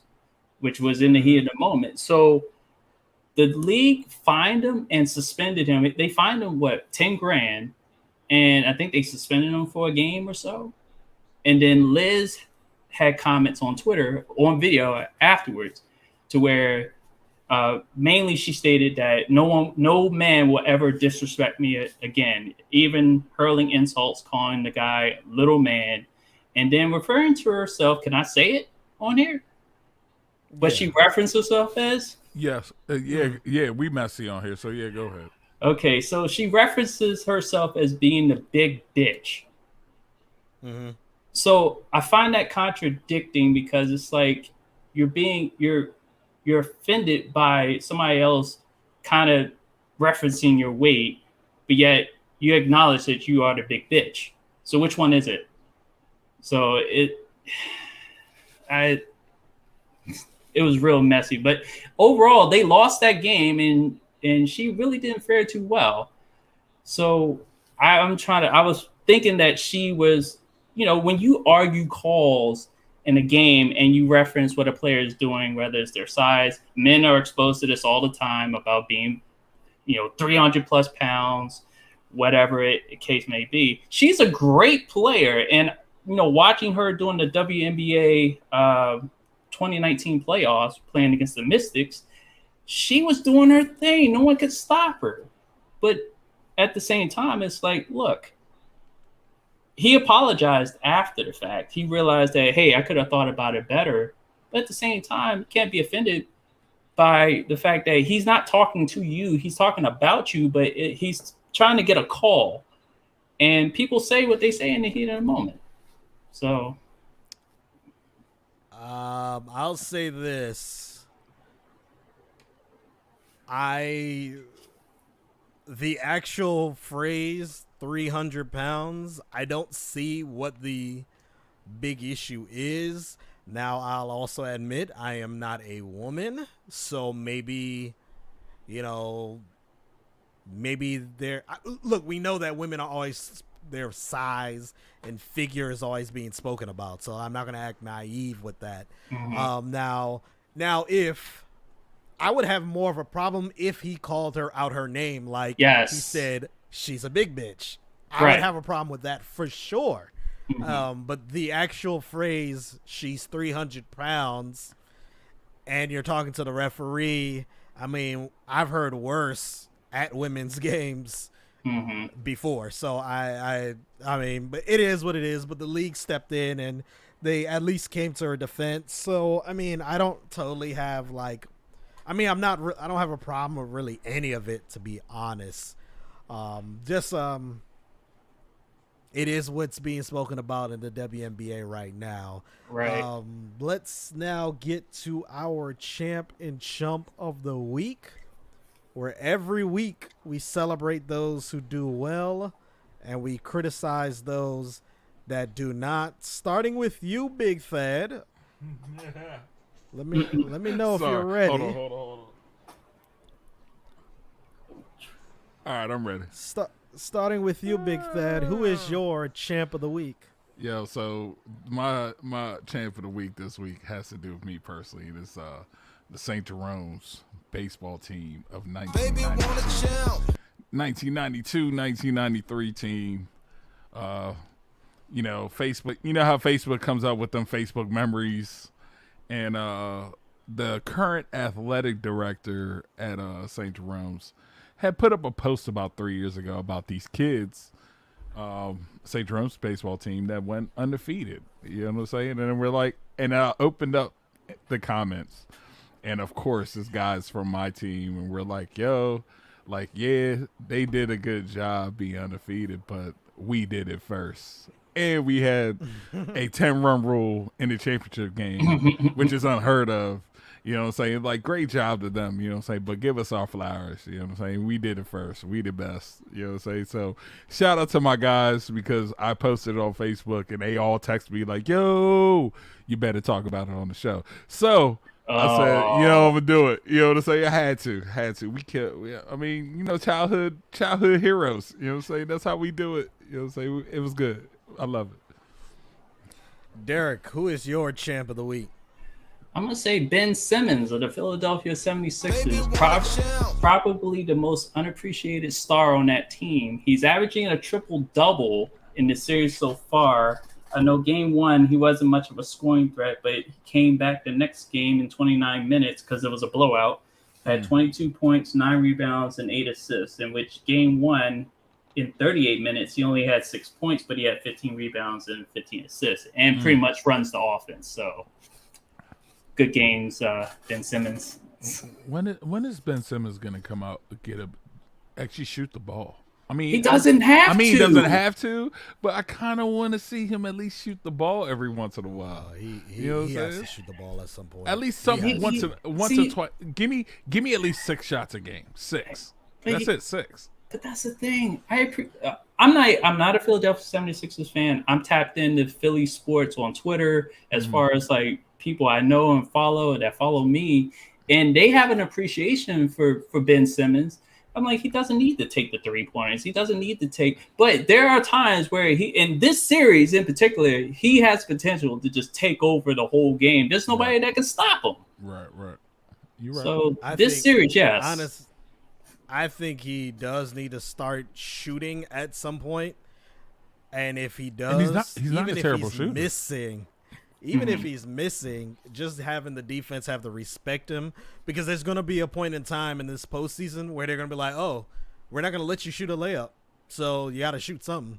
And I feel like that is what's going to hold the 76ers back from winning a championship. They're always going to make the playoffs with him and Embiid, but I think that's what's going to hold them back from winning a championship. But he is playing pretty good so far in the postseason. My champ of the week has to go to Phil Mickelson. When you win that major at that age, it gives me confidence that if Tiger Woods gets healthy from this car accident, that there's still a chance for him to win at least another major. Because funny. Tiger Woods still, at the end of the day, is better than Phil Mickelson ever was. So, that's how I see it. Thad, who is your chump of the week? LeBron James. Oh, no. Yo, he just be extra. He just be so extra sometimes, man. Like, he just so extra. In that game, he was just extra. Him, all that on the floor, everything after him hitting the floor was just so extra, man. So extra. Him rolling around, you know what I'm saying? Like, it was just too much, man. Too much.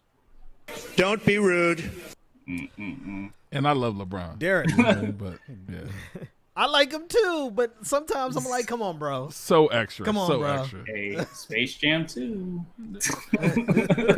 Yo, and I know he's did trying it come to out? sell something. No. Not yet. It's this It summer. hasn't come out yet? Okay. Nah, not yet. All right. Wait, we're in summer, guys. Not yet. I'm Okay. like later. Just because the like, temperature is still in spring. there, yeah. Well, didn't it start May 21st? No, June summer doesn't start. 21st. Yes. Oh, it's June 21st. My Just bad, because guys. it was Summer 90s solstice. last year. I'm sorry. Right. My bad, guys. My bad. Gotcha. Go on.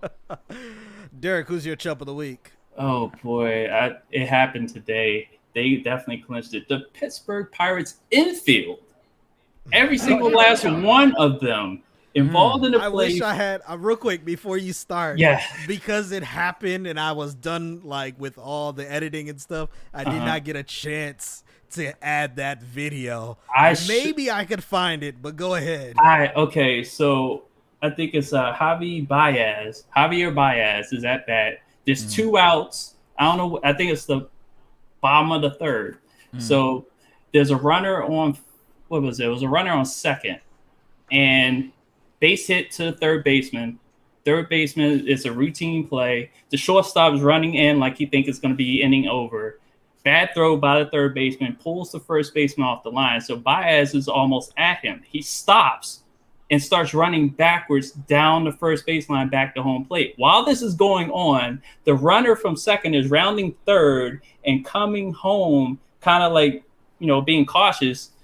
And the first baseman, who's what was his name? I took his name down. God, I can't remember his name. But he's not a regular, but he held the ball in his glove and kind of like in lackadaisical. Oh, you have it? Here. All right, roll it. Roll it. Let's roll it. I want to see. Let's go. Let me get that share screen. Oh, Let me boy. share the audio. Yeah, Here we go. You all are going to enjoy this one here. This hurt my baseball soul. I don't see. I see it, Oh, but I don't boy. see it. We're all in anticipation of the pain. Right. It's like I see it, but I don't see it. Can people in the chat see this, or they're just seeing our faces? Come on, Jay. I'm sorry, I forgot to share it. I forgot told to you share I it. could see it. There we I go. said I could see There we it, go. but I All right, can't here we see go. it. All right. Here we go. There you go. Baez hits it on the ground to third. Gonzalez. This is so good. Oh my goodness! What? You gotta be kidding me! You've gotta be. They stole a run. You have got to be kidding me, Javi Baez. Keep going. Go. You're invincible. El Mago indeed. Oh. That is unbelievable. That is incredible. Wow. Man. Wow. Like, did they forget? Did they forget baseball? Like, all he had to do was tag first base. That's what everyone says. I said it. Me and Bills were having a back and forth about the details about this. Yo, this how was many- crazy. How many outs were there? Two. All they had to do was step Are on the you base. serious? They did Yes! all that, and they had 2 outs. Wow. Wow. So What it was just mistake after mistake, and then that prolonged into another mistake, and like, yeah. I would understand if they had 1 out, maybe, but you had 2 outs. All you literally had to do was touch the base. That's all you had to do. You just had to touch first base. That's all you had to do, and you got the ball right at first base. You know what I'm saying? Oh God! It's like they're so programmed. Something different just threw them off. Like, oh, let me go run after him now. And me and Bills, we were arguing this back and forth about the detail about the first baseman, because I wanted to pin it totally on the first baseman, but you got to admit, and I had to admit that the third baseman, if he makes he makes an on target throw, it's an easy out. But I also think that the first baseman, like you said, Dad, could have just taken a couple steps because he wasn't that far off the base. Yeah, the runner was nowhere near first base at the time. Right. Just when take he a got step off back. the base. Boom, inning over. Let's go. Yeah. Because he literally walked towards the runner that wasn't even halfway up the line yet. And then, so that's what confused me. I'm like, and then what? the fact that he was just lazily listening up the line, like with the ball in the glove. He's not even threatening. I'm like, he breaks all the rundown rules for a play that was supposed to be an automatic out at first. And that was the Pirates, right? Yes. Yep. NL Baltimore.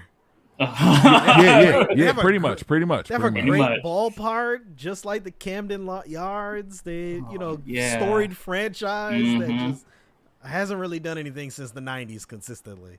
And the Nationals have I was going to say, I'm sorry. The Nationals have a couple players from that team, Josh Bell and I think it's Mike. Is it Josh Bell? Because there's a Josh Harrison, and then Harrison. Josh Harrison and Bell. That's on the Nationals that were playing for the Pirates. Could be both of them. I haven't watched much of that this year. My chump of the week. My chump of the week goes to anyone that tries to guard Myles Garrett in basketball. Because you're a chump. For those that don't know, here is the video here. Myles Garrett playing ball. Look at this dude get banged on. Like, and his teammate just staring at him like, ooh. Like, what were y'all thinking? Well, no. First of all, why is Myles Garrett even playing basketball against these folks? I mean, he got to get cardio. Yeah, it must be at Lifetime Fitness or something. You see a whole bunch of videos of players playing there. Wow. Look at this. I mean, Miles, we knew he could play. He was good at basketball in high school. And, that size and speed and just bang. Like, at this point, you got to know once he gets across half court, you're not stopping him. Just next just possession. No, just let him go. Yeah, you got that, son. So that is my chump of the week. Because you're a chump. Let's now get to our sports-free zone, where we take a break from sports to talk about what's happening in the world. Yesterday, we had a mass shooting in the United States again. 9 or 10 people passed away in California. This is how I've gotten with mass shootings. Remember Columbine when that happened? Mm-hmm. It was in the news for over a week. Like, it was the leading story for over a week. Right. We've gotten to the point that we have mass shootings. It leads for the first few hours, and let something else happen during the day. It's no longer the lead. We had 17 mass shootings over the last week in the United States. This is just one of them that made the news. Mm-hmm. It's just very unfortunate. We always hear the thoughts and prayers, but Congress is doing nothing about this. Nope. Both sides of Congress, Republicans, Democrats, because they are in, the NRA is in their pockets, both of them. And, people try to say, oh, well, it's really Republicans are about gun rights. No, it's both Republicans, Democrats. They're not getting their stuff in order. And until then, we're going to have these issues. I understand there's the Second Amendment. I also understand that, yes, people should be able to defend themselves, but within reason. Because the way things are right now, we have too many guns on the streets, and things like this are going to happen. It looks like the individuals that did pass away were targeted by this suspect. This is how much it's kind of been in and out of my mind. I don't even know. Do you all know if the suspect is alive? Did he pass away? What color is he? That I don't even know, because this is the thing. That's what we need to know first, and it's a cold hard truth. See, the bad thing I was going to say, I have no idea what you're talking about. That's how I literally this don't has have. become. Granted, I haven't been on social media most of this week because of work, but I still hadn't heard anything. Usually, I would hear at least one or two shares from people, and literally nothing. I've seen nothing or heard anything from anybody about any mass shootings, whatever. So when this came up, I was like, there was a mass shooting? Where? Yeah. Like where? Like, where was this? Yeah. I think San Jose in California was the most violent one with the amount of people. But yeah, there were others. Even with police officers were murdered just recently. And then you have states that, dare I say, make guns, the ability to carry guns without any type of background permit allowable in the state. Right. And it's just like, this is overall, I feel like we create our own problems. We do it worldwide. We do it in our own country. And we wonder why we have so many issues going on. We create them. Yeah. The suspect died from a self-inflicted wound. He had a chance to off himself. Okay. Yeah. Yep. This happened at a light rail yard. Similar to like Metro, where you have your rail yards and the facilities there. Happened there. Witnesses believe these individuals were targeted because they said the suspect bypassed some people along his way to get certain people. So I did hear a comment from his ex that said he talked about killing those people that he targeted for months, maybe years. And she never said nothing. Just saying. That's it's people don't take stuff seriously. They hear it all the time. Yeah. Right. See, the thing is, a lot of this stuff happens, but it is not spontaneous. You know what I'm saying? It's not spontaneous. A lot of this is premeditated. And a lot of times they're talking about this stuff to people that they know, and half of them are like, you don't know what you're talking about. Like, shut up. You're just talking out your ass. You know what I'm saying? A lot of times. Mm-hmm. And it's not until after it happens, you're like, oh, yeah, he did say something about this. Or, yeah, he's been talking about this for a couple months now, and we just thought he was just talking all out of his ass. Because, you know, like, yeah, I'm going to go shoot that person or something like that, you know. And everybody's just like, whatever, dude, you're drunk or this or whatever. You know what you talk about. You know what I'm saying? And half of the time, a lot of these things could be taken care of if people just tell an authority. You know what I'm saying? And done. It's done. You know what I'm saying? They're going to come and get them like, yo, what are you doing? I hear this. Because at some point, you can get arrested for just talking like that. You know what I'm saying? So start talking to people. You know what I'm saying? Start listening to these people that you know that are your friends, that are saying shit like this, and stop taking it as bullshit. Because most of the time, it's not bullshit. They really want to do this. You know what I'm saying? And then now you're like, oh, my friend's dead, blah, blah, blah. Fuck your friend. Real talk. I'll just come out and say, fuck your friend. Your friend is dead because you didn't want to listen to him. You just thought he was bullshit and he wasn't going to do this or whatever. So stop it, y'all. It's about that time. Y'all want to tell on everybody else about what people are doing out in the street and what else, being Karens. Sorry, Karens or... No, you're right. Karens. Or Lakeisha or Kevin's or whoever wants to tattletale and all types of stuff. You know what I'm saying? We're just for no reason. You know what I'm saying? So now I'm just at the point where I'm just like, you know what? F you. You know what I'm saying? Like, it's your friend. You should have listened to your friend. You thought your friend was bullshit. Now your friend's gone. You know what I'm saying? Perfect. And it happens with everything. Mass shootings and everything else. You wanted to be that person that didn't want to listen to your friend. And that's how I see it. So blame yourself. Don't blame anybody else. Don't blame the government or anything like that. Or this and all this bullshit. You blame yourself. Plain and simple. Blame yourself. Anything to add there, Derek? I'm like, he said a lot that I agree with. Like, at the end of the day, folks need to understand that these are human beings that are subjected to stress. And you figure this specific situation at a rail light station, he probably was just recently fired. You have, all types of, what they call it, people tell jokes, and certain people are quiet about the abuse that they take verbally.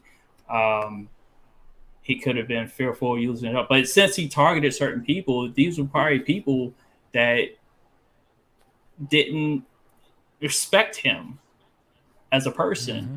And I think at the end of the day, when it comes to respect, I think overall as a society, we've lost sight of that. Because if you respect people and you respect yourself, you respect other people, you value them as a human being, someone else who's going through a struggle through life. You don't know what the other person's going through to get them to a certain point. And like Dad was saying, people need to be more attentive when it comes to, listening out for certain things. Yes, this is your friend. Then you supposedly know their tendencies. You know what makes them tick. You understand that this is a different attitude that this person is displaying. Ask them questions. What's going on? Are you okay? Simple stuff. And then don't be, like that again said, don't be afraid to tell somebody that is in a better position to help out, because not everyone's going to be able to provide all the answers. So. Yep. Other news: student loan forgiveness. Is this a happy time? Gonna be happening. Is this a happy time? What? Let's go. So. Is how much money we talking, Jay? How much money we talking? Well, about? It does. It looks like it's gonna be 0 because doesn't look like it's gonna happen. Oh. And there's a whole bunch of people on Facebook that I would like to just drag over this because I tried to tell them that the person currently in office said those things just to get in the office. But you know what? You want to say that I'd be better off with Trump in office. I didn't want him in office either. Right. Jeez. You know I'll what? say this. I'll say this. Do something of that sort. You don't have to wipe it all out, just a little. No, I need it all gone. No, I feel you. I mean, need it all gone. I kind of put myself in the position. I did too. That it can be completely gone now. So yeah. Okay. But yeah. I mean, granted, I got to pay on it, but it'll be a couple years or so. But you know what I'm saying? Like, just pull a little something. You know what I'm saying? A little something for some of these folks that got these loans. You know what I'm saying? To everybody. But I didn't think it was going to happen. I know, especially on the other side also, with how they responded pandemic-wise, with everything, I knew that loan forgiveness was not going to be put on there. Yep. Bills, you did say that. We both talked about it. Yeah. I'm like, you could see it all. I'm like, there's problems on both sides, both parties. Democratic Party, I focused on because I seen stuff. They did the stuff they did to Bernie. They did to Tulsi Gabbard, and they elevated certain people that has no business being there. Sorry, Kamala Harris, you have no business being vice president of the United States. Just saying. I'll say this, my man. And I said this, shooting shots. I'll say this, and I said this the day it was made official, or at least we found out that Biden and Harris had won in November. I said, okay, this is the first step. They have to do a lot, in my opinion, to make things better. And I also said during the midterm is going to be very important. And I said, look, if they don't do things that I believe are beneficial to me and this country, I will not be voting for them again in the following election. And this is one of those instances where I'm like, yep, this is going to be one of those strikes that's going to be against them when it comes to the primaries in 4 years. And then from that point on, I'm going to have to see when it comes to them as a party or them as candidates. I'm gonna have to see where things go after that. But they've already had one strike, in my opinion. I could add another one where I could say we're fumbling. Yeah, we're fumbling with the crime bill, the police reform bill. We're fumbling with reparations for everyone's fumbled with descendants that. of slaves. Reparations, like, you know. Man, everybody's fumbled with that. What? Man, no, you can't even call that a fumble. You can't call that a fumble. Everybody's. We've been talking about reparations for 50 years. So if it's not you just wipe that off the table. Wipe that off the table. Just wipe it off the table. This is what I'm saying. Listen to what I'm saying. Okay, go ahead. I'm just saying they have opportunities to fix these things. They have opportunities. And no doubt. Obviously, they're not the first administration to deal with this, but you're here now. So let's try and fix it. Look. Let's try and fix it. Look. I'll tell you right now. Reparations will never happen. So get out of your head. Like, really, get it out of your head. Because guess what? You would think about 12 years ago. The one person who was in office that should have done it, and probably the best opportunity for it to happen, and it was never even thought of. So after that, you just wipe it off the table. Like, me personally, I would never I would think in my lifetime that I would ever think that that reparations would be on any type of possible thought. You know what I'm saying? Especially with Congress. You know what I'm saying? And we got to stop, real talk, I mean, we got to stop thinking that these folks have power. You know what I'm saying? It's when it comes to being the president and vice president. We got to stop thinking that they're the all absolute power of this country, because they're not.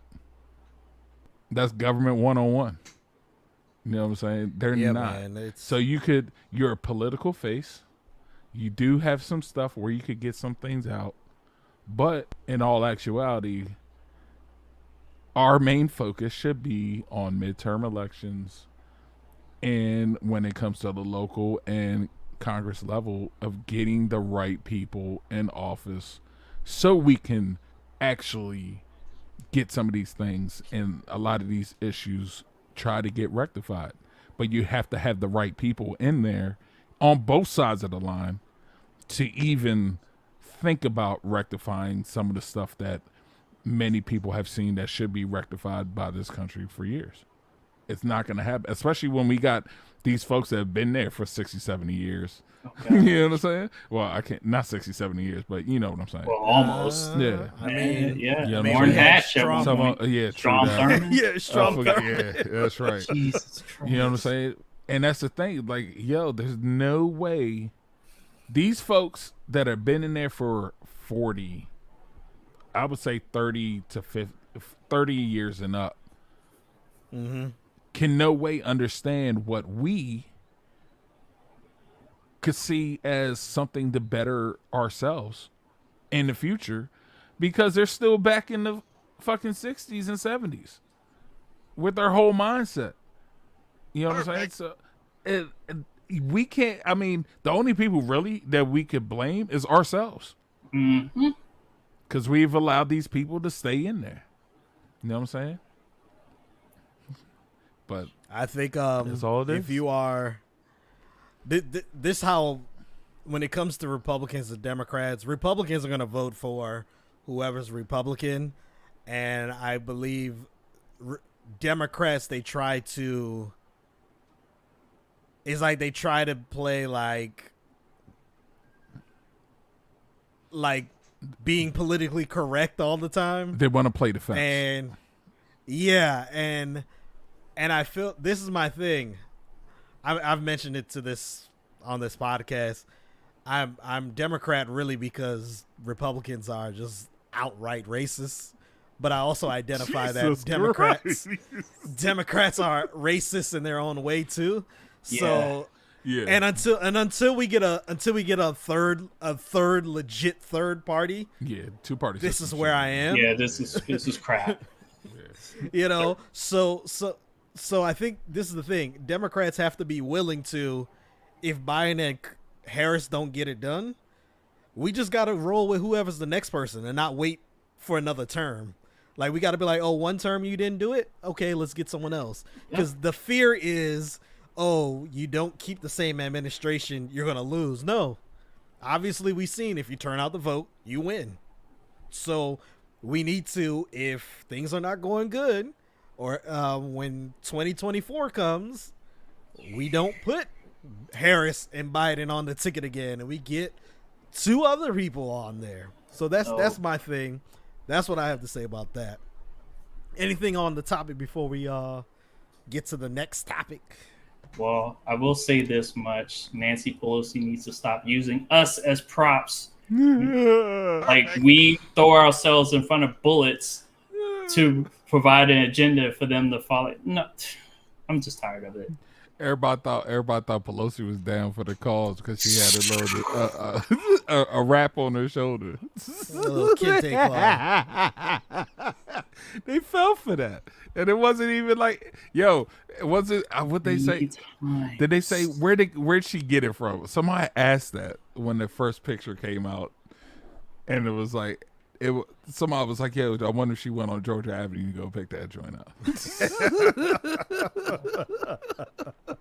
But to sit there and say that George Floyd sacrificed himself, no, he didn't do it willingly. Come on. See, and they allowed her to say that without really getting. Some people got on her, but the same people that stood behind her when she said that were the same people that stood behind her on the anniversary. I guess this was we just passed the anniversary of his death. With his daughter, using her as a prop. I was like, oh, God, stop it. Always Stop will. it. It's just what it is. Let's get to some news that's a little better. And since you all have such a response, I'm gonna have to read that comment. Bill says Pelosi looks like she adopts black kids to appear not racist. Sheesh. He's not lying. Oh, he's not lying.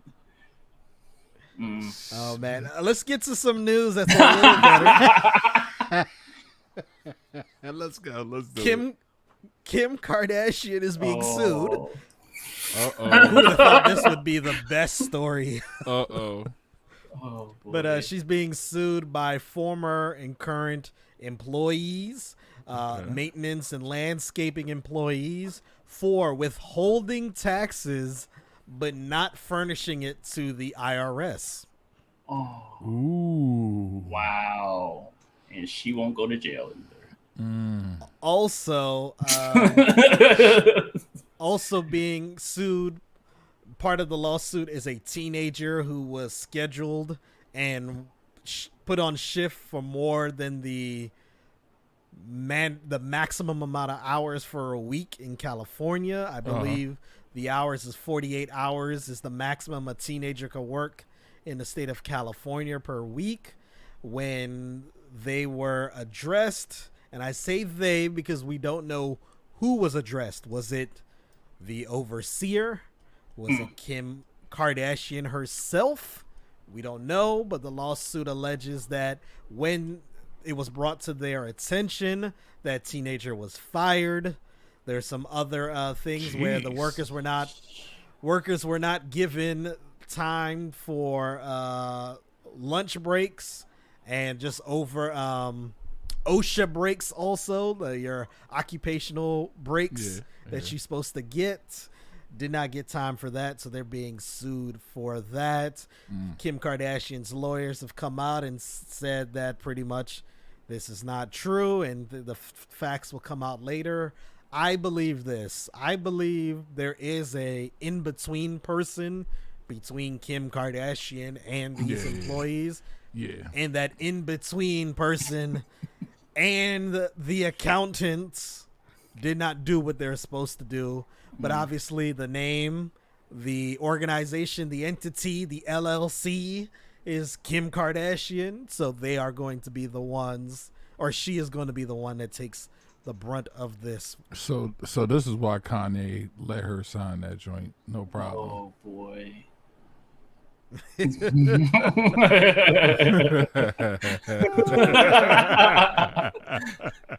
No wonder she didn't have enough study time for law schooling because she failed her first test. Right.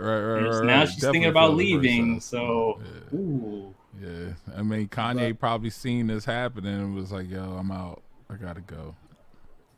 The lawyer for the plaintiffs has sued Kanye West on another loss, or was part of a lawsuit against Kanye West before. So it's the same attorney that will be representing the plaintiffs. Let's now get to our Reddit topic of the week. Every week we go on Reddit, we find an interesting topic. BigThad found this topic, and I said, that's pretty interesting. Let's get into that. This week's topic is about the best performances by every NBA starter this season. And when we say NBA starter, guys who are usually in the starting lineup or guys who played significant amount of time in the starting lineup. We're not going to talk about someone who started 2 games this year. But let's start with you, Thad. Who's a player that you want me to find and want me to talk about their stat line this season? You know what?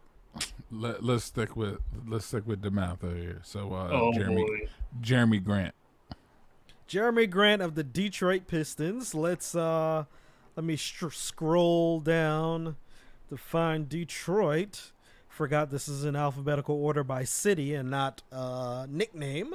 So I passed Detroit a long time ago.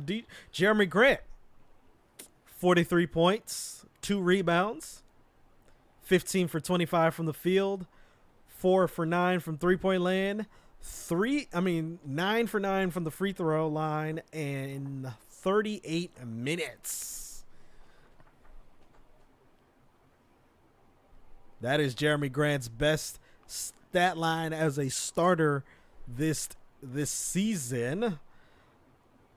Derek, I'm loving the free throw. That was pretty 9 for 9. I'm like that. Good job, bud.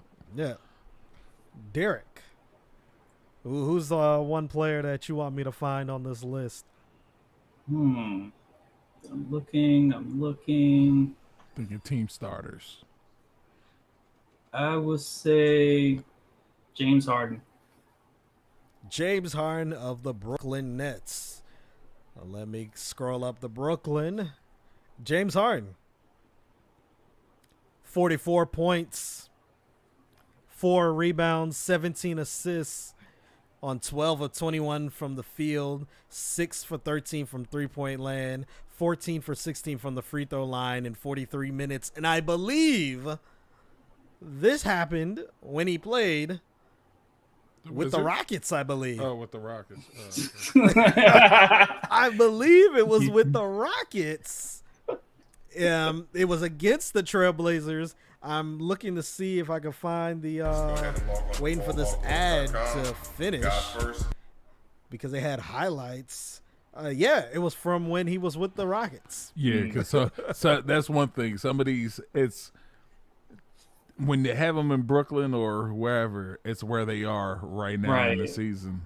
You know what I'm saying? So I think what was it? Vucevic. Is that right? Vucevic? Vucevic? Yeah. Vucevic. They got traded from Orlando. Oh, he went to Chicago. Pull him up, Jay. Nikola Vucevic. Vucevic. Yeah, that's it. 43 points, 19 rebounds, 4 assists, 17 for 29 from the field, 4 for 10 from three-point land, 5 for 6 from the free throw line in 37 minutes. And who was that versus? That was against the Bulls. Oh, it was against the Bulls. Why was on Orlando?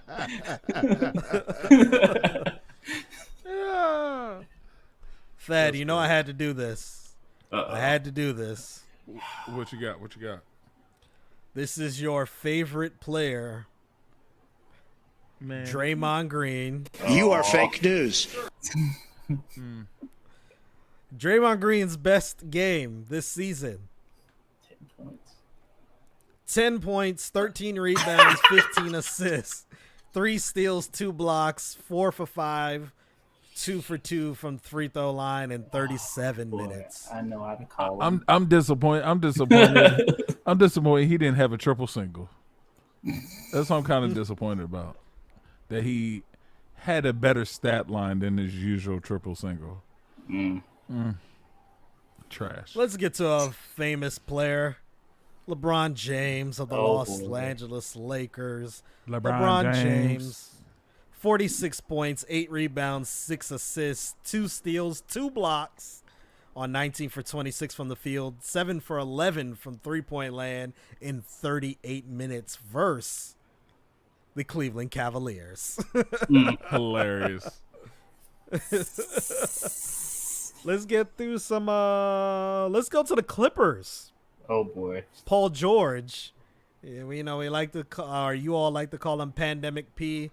36 points, 4 rebounds, 6 assists, 13 for 20 from the field, 8 for 9 from three-point land, 2 out of 3 from the free throw line in 34 minutes.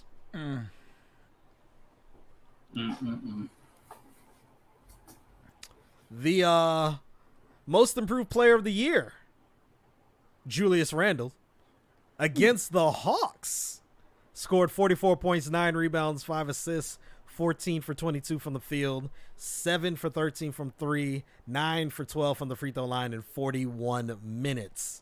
Big Thad, who's a player that you want me to find on this list? Man.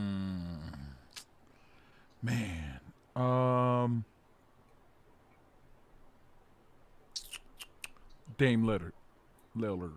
Damian Lillard of the Portland Trail Blazers. 50 points, 6 rebounds, 10 assists, 13 for 20 from the field, 6 for 13 from 3, 18 for 18 from the free throw line against the Pelicans. Woo. That's pretty good. Yeah. Derek, who is another player you want me to look for? Bradley Beal. Bradley Beal of the Washington Wizards. 60 points, 7 rebounds, 5 assists, 20 for 35 from the field, 7 for 10 from 3, 13 for 15 from the free throw line in 38 minutes against the 76ers. The Wizards lost that game. As the stat line goes, when he scores 40 or more, they lose. I'm gonna go with another Wizards player, Davis Bertans. I knew you was gonna go there. Listen to this stat line: 35 points, 3 rebounds, 9 for 11 from the field. But the 9 from 11 were all threes, and he was 8 for 8 from the free throw line in 30 minutes. I saw this tweet about Davis Bertans, and let me see if I saved it. I'm going to try and look for it real quick. I don't see it here. I wonder if I retweeted it. I'm going to go through my tweets and see if I have it. Yeah, because I know he was fine before that contract, but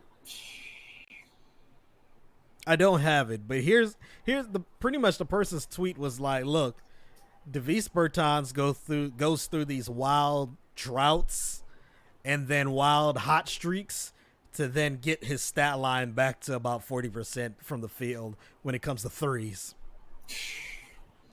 But he's so inconsistent. So if you look at the stat line, you're like, yo, this dude's a very good 3-point shooter. And he was last season for the Wizards. This season, way too streaky for my liking. Big Thad, who's another player that you want me to look for before we get out of this segment? Joker. Did you do Joker yet? Nick, not yet. Let's get to the Denver Nuggets. I'm going to scroll back up to the Denver Nuggets. Nikola Jokic, 50 points, 8 rebounds, 12 assists, 3 blocks on 20 for 33 from the field, 3 for 6 from 3, 7 for 7 from the free throw line in 41 minutes against the Sacramento Kings. We got a request from Bills. Look up Jason Tatum. I'm going to look up Jason Tatum real quick. Jason Tatum. I believe I know which performance this is. Yeah, 60 points, so. 8 rebounds, 5 assists, 20 for 37 from the field, 5 for 7 from 3, 15 for 17 from the free throw line in 45 minutes in a game that they were down by nearly 30 points in the second half. Jeez. Was that the no-hitter, night too? Yes, where there was a no-hitter. Yep. Jeez, man. Derek, I'll give you one more before we get out of this segment. All right, I'll go with let's see. Did we say Trae Young already? Not yet, but let's get to Trae Young. 35 points, 6 rebounds, 15 assists on 10 for 19 from the field, 4 for 7 from 3, 11 for 13 from the free throw line in 36 minutes against the Nuggets. Very efficient. Very efficient. Derek and Big Thad. Yes, sir. It was fun having you all on the podcast. Derrick, before we get out of here, and I forgot, I can't really hear the music, so. Derrick, before we get out of here, let everyone know where they can find you. Okay, well, you guys can find me on Twitter, DJ81. You can find me on Twitch, EVO325, where I do my show on Twitch and YouTube called WTF Just Happened. Episode 29 went live last night. Episode 30 and the end of season 3 will be next Wednesday at 8 p.m. Eastern Standard Time. So you guys can find me there. And then any writings that you want to read of mine, you can find at my site at dj81.org. And it was definitely a great show and chatting with you guys. So thank you guys for having me on. Yes, sir. In an official capacity. You're right. It's like I was just there in a pinch last week. Yeah, thank you, brother. Thank you. Mm-hmm. Came in relief last week, so we greatly appreciated. BigThad, thank you for everything you do. Shout out to OSS 980, Soggy Nachos, What's Your Face? Shut Your Face. I'm sorry. Shut Your Face. I was like, wait, like, hold up. Is it What's Your Face? Nah, it's Shut Your Face, ain't it? Yeah, man. Your Face with Bernard, Nil, and Samesh.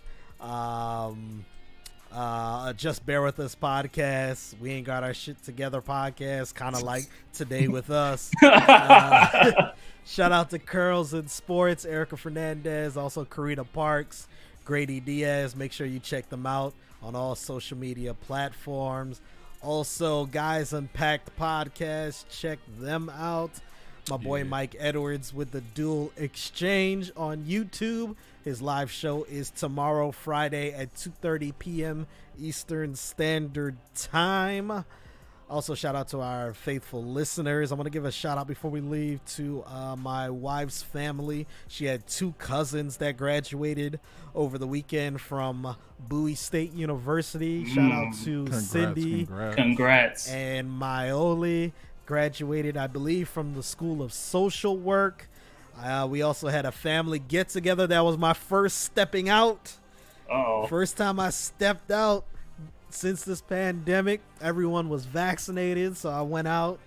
Had a little. I was about to say you ain't even invite me, son. But then again, I remember I was at the beach this weekend, and plus that's the other side of the family. That was the other side of the family. So we good. So shout out to them. Got to see people for the first time that I haven't seen since literally November of 2019.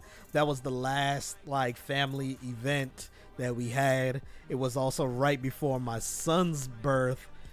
So I got to see some people I haven't seen in a while. Shout out to my boy Juan. Juan should be coming on next week. Fingers crossed.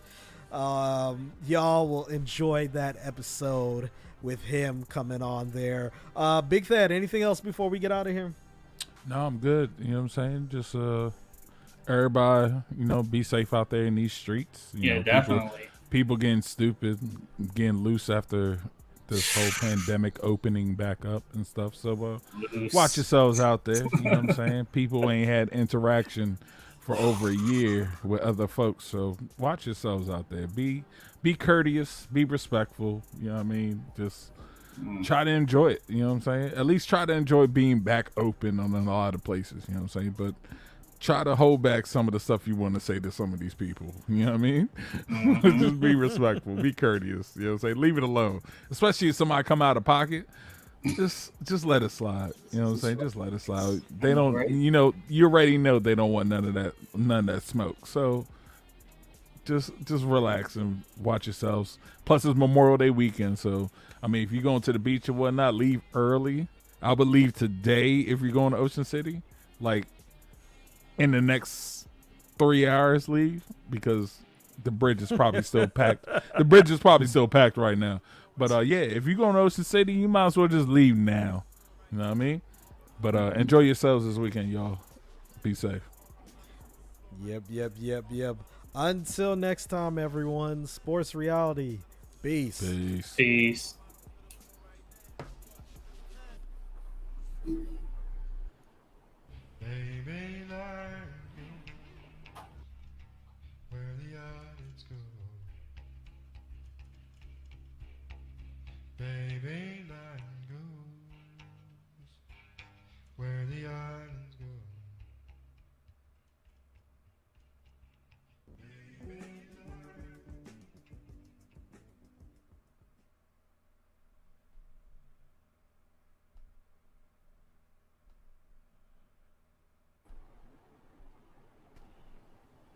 Yo, that was fun. Yes, sir. Yes, sir. Yep.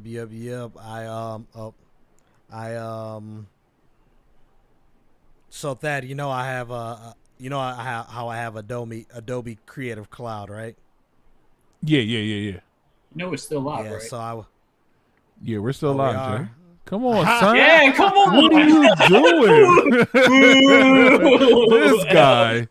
This guy. That's why I was Y'all tight got lipped. some I was bun- like, All I heard was, Yeah, I hey, got yo, some- Thad. And I ain't even look up to the screen yet. And I was like, what? What are you talking about? Well, y'all got some bonus material. Until next time. Yo, peace. Peace. exactly. This is the B side. Yeah.